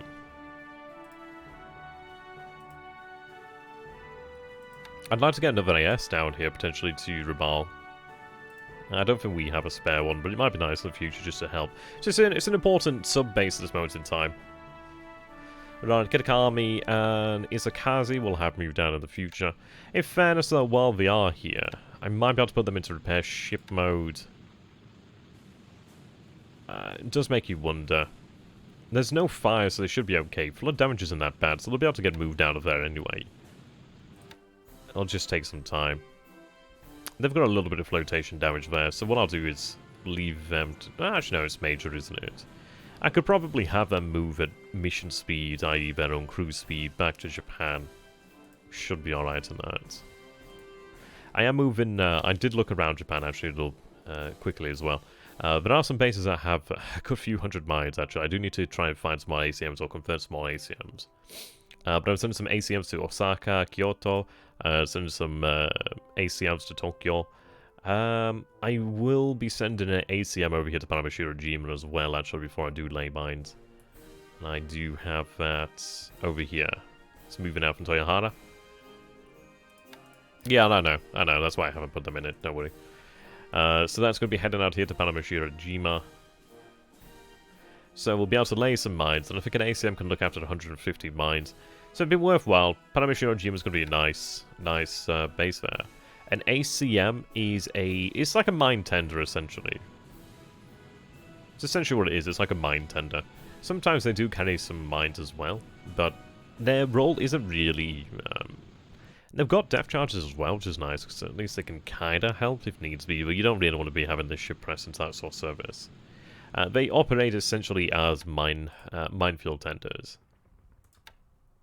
They're very, very useful in that regards. Okay. No, I'm really glad we've got Batavia pretty much intact. That was very nice. And it's one of those things when it's going to be... Ooh, I need to actually go ahead and turn its industry on if it's not already on, actually. Production on, there we go. I mean, that's nice. I mean, that's 20 heavy industry, which is pretty damn good. That's going to be good for us. And each one of those producing 2 supply there is going to be excellent. I mean, it just goes a long way. It just goes a long way in helping us there. I mean, that's going to be like, what? It's only 40, it's only 40, but it's still good. And then we have the, what is it, 79 light industry there. That might be worthwhile repairing, perhaps. But, I don't know. It's one of those where it's like 1,000 supply to repair it. Do I want to spend 1,000 supply on repairing something that's going to take 1,000 days to pay for itself? I don't think so. Not here. Not here, anyway. But it goes very well for us. It just means that we have more heavy industry points coming into the pool now, which is good. The fuel that is here will be used as well as the resources to produce supply, which is excellent. So, looking good. Java's going to be quite good for us, really. We do have that hex fully surrounded, so we'll launch an attack tomorrow. And I don't know how it's going to go, really. He does have the mountain hexes, but he did lose a lot of AV. I'm going to be quite intrigued, really. He did manage to get his headquarters in there before I could actually attack it, which is a bit of a bloody arse, but oh well. We'll see. Yeah, so as Infinite says there, mines decay without an ACM. Decay rate is 33% per day. Open ocean, 5% in enemy port, 1% in your own size 1 port. Each ACM prevents 150 from decaying, as you can see there, which is useful. We do not get many of these mines. There's not many places where you can actually deploy mines where they're actually effective, so you're gonna be quite coy with them. Excuse me, yeah. Okay. So there's 9,000 supply here. I don't need that much more over here on Talakan. I mean, there's 9,000 over here at Bernardo. Oops. I think I'll take some of the supply there from Bernardo. No, I'd rather take supply from elsewhere rather than from the area itself, because then that doesn't help me. So I'll have them head over here to Saigon. We do have this guy over here, which has taken 2 JF coys into Saigon. That actually helps us fulfill the garrison requirement fully. But it also gives us that little bit more aviation support to work with. Right, okay. No, we're looking pretty good. So let's take a look then. So how would... So 12 over here is not too bad, actually. I could potentially leave them, because they're kind of on... They're on the same hex, what is that? 57... 56, 52. It's not that bad. So we'd have fighters here, we'd have fighters here, we'd have fighters here. I do have some fighters down here, and I did move some sort of Key 27s from Palembang here. I could potentially move them to Victoria Point to give us a little bit more. So I do have these G4M1s over here. They're not going to be attacking due to the fact that they don't have torpedoes. It's not really particularly worth it. They can attack, obviously, but just not worthwhile. Their role is just to run that naval search right now. You can see 21 hexes is a pretty long way out there. I think what we might want to do then is have like a group to run night naval search. Day naval search is pretty well covered, so we should be pretty effective here, really. Should be pretty effective. We do have a good few heavy cruisers moving towards Port Blair. I mean, the interesting thing is, is he going to try to unload his assets at Port Blair? I'm not too sure there. I do have 2 PBs there at Port Blair. I could potentially have them going to Port, but if they're attacking Port Blair, then it's not going to help anyway. What might be worthwhile doing... I mean, the issue is I do have a Toho, and it's kind of 1,000 odd supply. I could leave it there, but if they do attack the port... I mean, they could come in surface combat mode, so it'd be dead anyway. I think what I might do then is I should go ahead and make this like a surface combat... No, an escort will be fine. We'll make it an escort. Put you in there. And what I could try to do here then is time to move out at full speed if potentially possible. And I'm going to try to get them out of here alive. I could lead them towards Tavoy, which is closer towards... If they're set to react. I mean, they're likely dead. They are likely dead. But if I set them to low threat threshold, they may cause problems. They may be chased by this force here if it's on surface combat. if they move in there anyway, I mean, this is it. If it's a full-speed movement, so they're not likely to get out, but they might potentially slip them. Give them a slip. It depends really what the weather's going to be. The forecast is thunderstorms, which isn't particularly great, but it does help in case he does have carriers out here, but I don't think he has carriers out this way. I think we'd have had a pretty good chance of seeing them by now.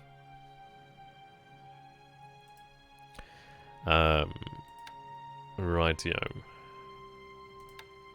So they're running LRCAP there over the land enforcers. Yeah. Now, it's pretty intriguing. I mean, we do see the heavy cruisers out here. That is really awesome. I'm glad that we're aware of them. I'd love to be able to sink those bad boys. I mean, if we could actually really... We have inflicted a few losses upon the Royal Navy. The Royal Navy obviously inflicted far greater losses on us in terms of value. But we have sunk a good few British light cruisers so far. So sinking another light cruiser, potentially a couple of DDs, would be worthwhile. Especially as the British DDs are quite nasty. But I imagine he's not sending the best of the best. I think he's trying to poke. I think he's trying to get some victories in here. It's an interesting one. Does he have detection on these guys? So this is he doesn't have detection either, so he doesn't actually know what's here at Port Blair, which is a pretty bold movement. APDs might suggest that he's coming in here amphibiously, but it's not ATOL, so I'd actually have the ability to... Yeah, he wouldn't attack immediately, so we'd have the ability to actually start readying relief forces immediately next turn. Which is good. I mean, I could build fortifications this turn. I don't know if it's worthwhile doing so. I don't know if he'd be able to take the base. It'd be quite the problem if he managed to do it. But I do have these heavy cruisers moving in there. Yeah, you can see we've got a lot of construction units moving up that way as well.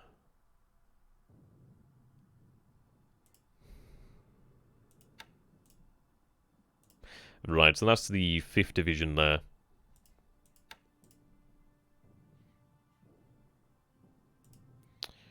Right, so I have these guys here. So I could have them dock.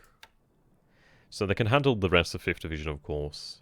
There's 143rd Regiment here, which I'm going to have loaded up. That is also part of 55th Division. I'm going to have essentially 55th Division moved here to Sumatra. So we'll do that.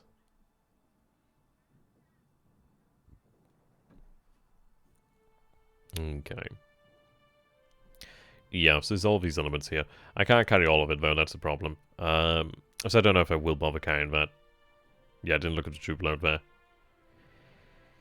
I don't know if it's worthwhile bothering then. I could move a cavalry regiment over there. I mean, I could begin moving the infantry regiment over there, actually, so never mind. Oh, I guess I'll do that.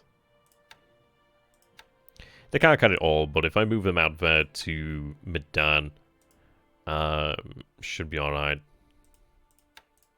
I could attack at Medan.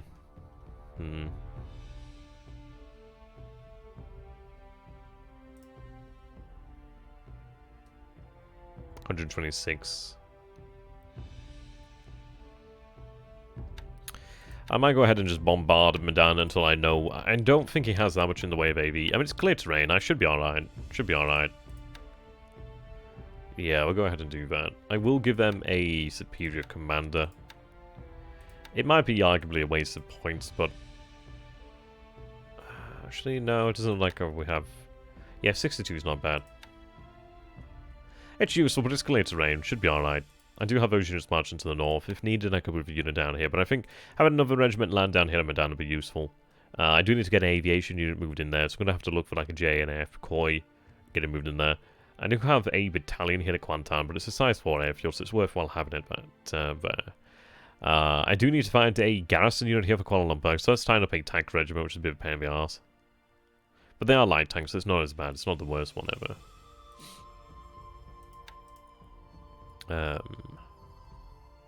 I do have additional heavy cruisers here as well, so I might go ahead and have another heavy cruiser or 2 heavy cruiser task forces moved up here as well. I think this is it. The heavy cruisers are great. They don't take that much fuel, and they're very effective, really. And this is it. We're operating within, well within our naval surge. If we've got the G4Ms over here, we have the Key 46s over here. I got the G36 over here. I did put in last turn the Key 46 of 2 over here. There's just waiting on the 1 over here. But I've also got the G3M2s running naval search from Kotoboru. They're running out to 18, which is here as well. So I mean, this is it. It's a lot of naval search in this area. There's a hell of a lot going on. I might even potentially move those Key 27s north, but it's one of those. It's not worth the risk really sometimes. But we'll see. We have the G4M1s over here. They're running naval search out to 21 from Palembang. There's a lot of naval search in this area. Like, we actually do have a solid amount of intelligence coming out of this area. So in fairness, when it does actually move assets towards the area, we do tend to know about it, which is very useful for us. Yeah, it's looking good. Right. So you can see that we do have a tanks here. They're at 44 miles there, so they only have 2 miles in that hex. Then they'll be here. And the thing is, once they get to Mulmian, then they begin to just rapidly accelerate, as they'll make a hex per day, which is good.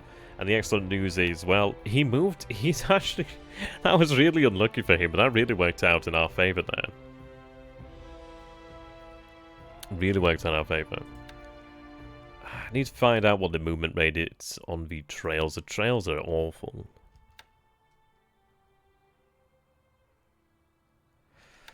I do have the manual here. Oh, I can't remember what page it's on now with the roads, actually. I think it's under the logistics section. I know they're not good, though. It's a good sized manual, to be honest. It's nice to have it in, like a physical copy. It does come in handy every now and then. Right. Is it, or is it under movement? I can't remember which one it's on.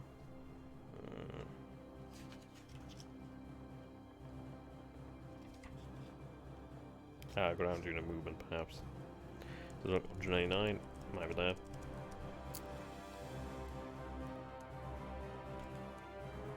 Ah, yeah, here we go.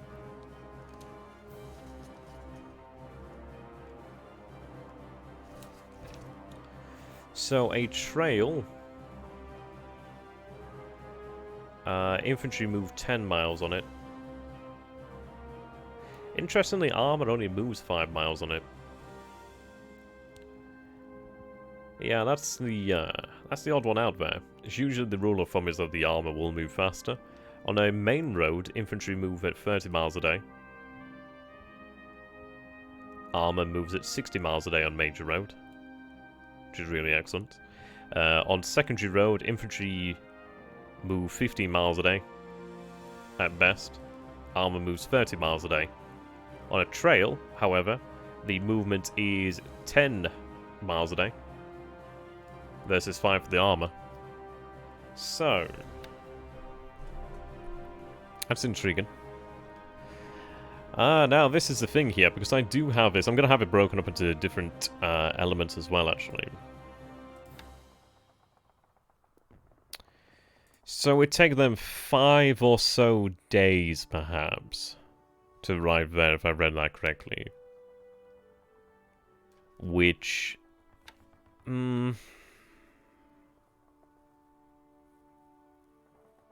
it's not bad, but then I think about it as this way of... well, in this way of, like, so let's say 5 days to get to that hex, which would be nice. It could be useful to try and prevent, like, an exodus. But then, let's say 5 days, I'd be I'd be roughly at that point, getting ready to move into that hex, like another day or so I'd be in that hex. It might be worthwhile just marching north, because in all honesty, it's like, I'm going to be moving... this jungle, there's only one hex of jungle terrain here.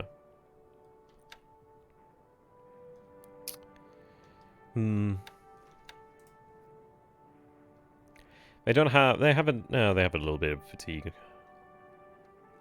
And this is the issue with the Tide forces. They have, like, a lot of strength there. So in fairness, actually, they're tougher than you'd imagine on the defensive, because they still have those squads there. Like, you see, there's 127 disabled squads.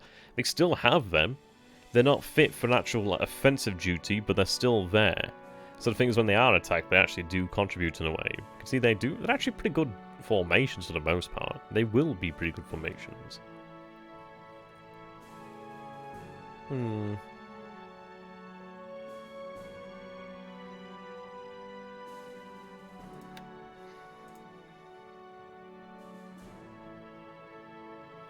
So we know he's going to have about, I don't know, like 100 or so AV there. I mean, that's really good, because the plan that he had in mind there was to have a unit moving this way, have a unit moving this way, so he could actually move units. I imagine he wanted to retake that hex. But that's why I'm so glad that we've been able to kick his ass there, because it means that, well, he's not coming into this hex, not without a fight. And especially as he's taking casualties, that does not help.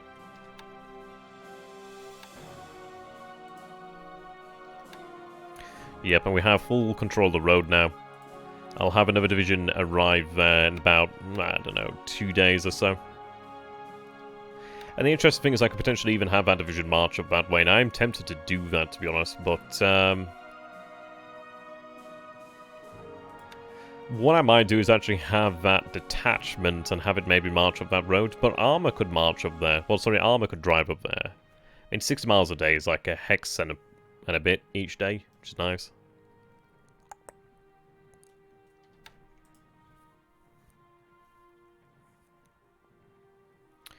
What I'm going to do then is take the rare opportunity then to actually rest the unit. Yeah, we'll split. I mean, that's what's nice about the TIE divisions as well, is because they are divisions, you can actually split them into different detachments, which is quite useful. So we'll have them split into detachments there. So what I can do then is have them rest and recuperate in a base. Well, he's going to be out here in the jungles. So it's not like we're going to recuperate hell of a lot, because it's not a very big base. It's just an airfield, essentially. It's just an airfield. Maybe like a village or something like that. It's not huge, but it will come in handy. Supply stores here, this will be good. At least we're in a base, so that's the thing. At least we have facilities here with us. Yeah, I mean, this is the beauty as well, is we got the division over here then, so the 18th division has arrived in place. We're going to have a 33rd division moving over here to Rangoon, so that's 2 divisions already. We do have then 5th division. It's not the full 5th division, sadly. There's an element, but I'm going to have to move out that way as well. I do have 3 APs here, actually. Ah, excellent. Yes, excellent. Okay, so I can take the rest of the 5th division there, then. That was the AP force I was thinking of, then. That's what I was thinking of. Right, excellent. That's what I wanted. Have them dock up. Load the rest of the 5th.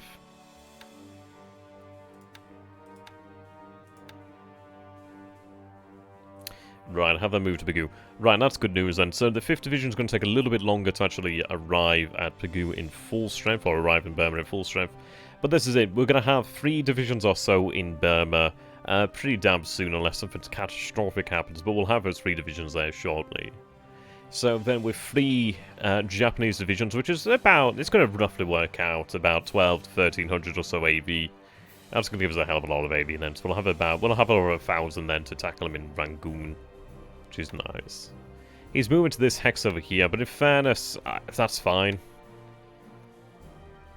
I can march over here to the north. If he wants to march out north, that's secondary road, and it's a trail. Yeah, but, I mean, it's a shock attack to cross that, but that's fine. It's clear terrain. We took the base as well, that's the important thing here. We took that base already. So the thing here to bear in mind is, well, there's no fortifications. There's none. So he'd be moving to a clear hex with no fortifications, so not great for him, really. There's not that much in the way of supply there. He could obviously move supply from Rangoon, but I don't give him that chance. And this is it. I could have potentially kept the 2nd Raiding Regiment there, but I don't think it's worthwhile. Paratroopers are good for like these sudden attacks. They're not exactly meant to be staying there long term, are they, really? They're not going to be like Fallschirmjäger. No one allow that.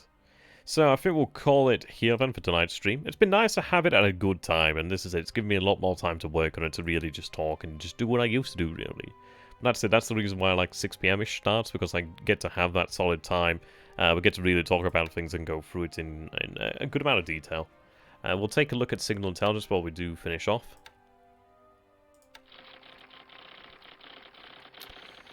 Right, okay, yeah. So that is on sale on, I do believe. San Francisco, Canberra, Cagayan. Okay, I think that's Sakhalin Islands, actually. Or maybe... Oh yeah, there you go, Sakhalin. Huh, interesting. Yeah, San Fran would be one of those where I'd love to get in there, hit the convoys.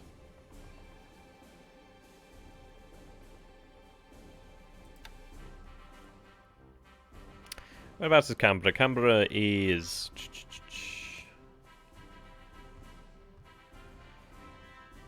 Yeah, there.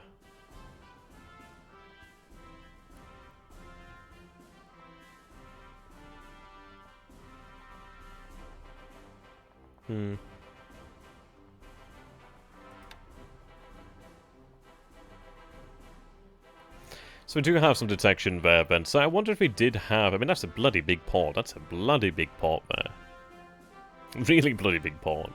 He might actually have the bridge carrier sorting it out today, potentially. The good news is I do have these zeros here. We have reduces a H81 strength to a good degree. So what I might want to do then is actually rest Tainan KUS.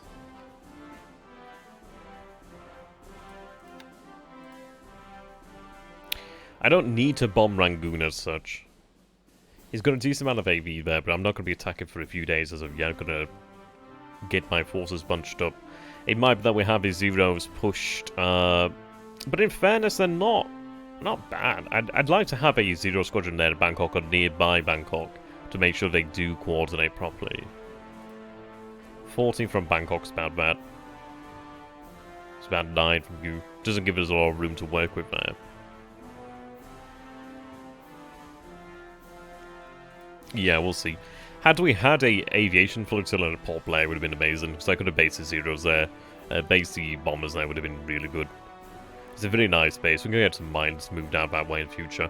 I could have had some mines moved out probably there already by now, but I suppose didn't think it's worthwhile. I don't have an ACM.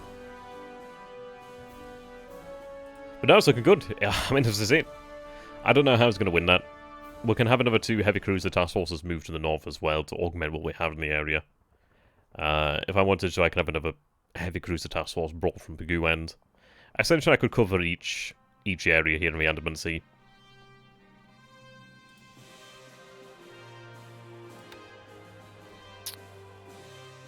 Yeah, they're really at 15.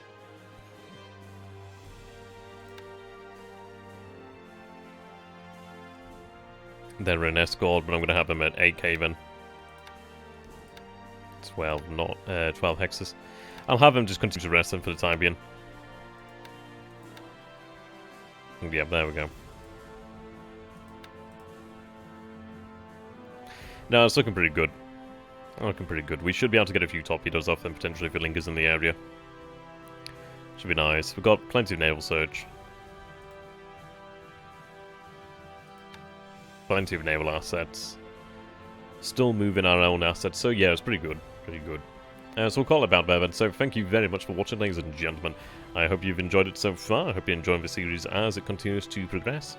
I mean, we definitely have ups and downs. We tend to have ups on the ground. We tend to have, like, downs on the sea, really. That's where it tends to go. And we had, like, in-between results in the air, but actually, no, I don't think we've had any terrible upsets in, like, terms of air power. I think it's always been round about good.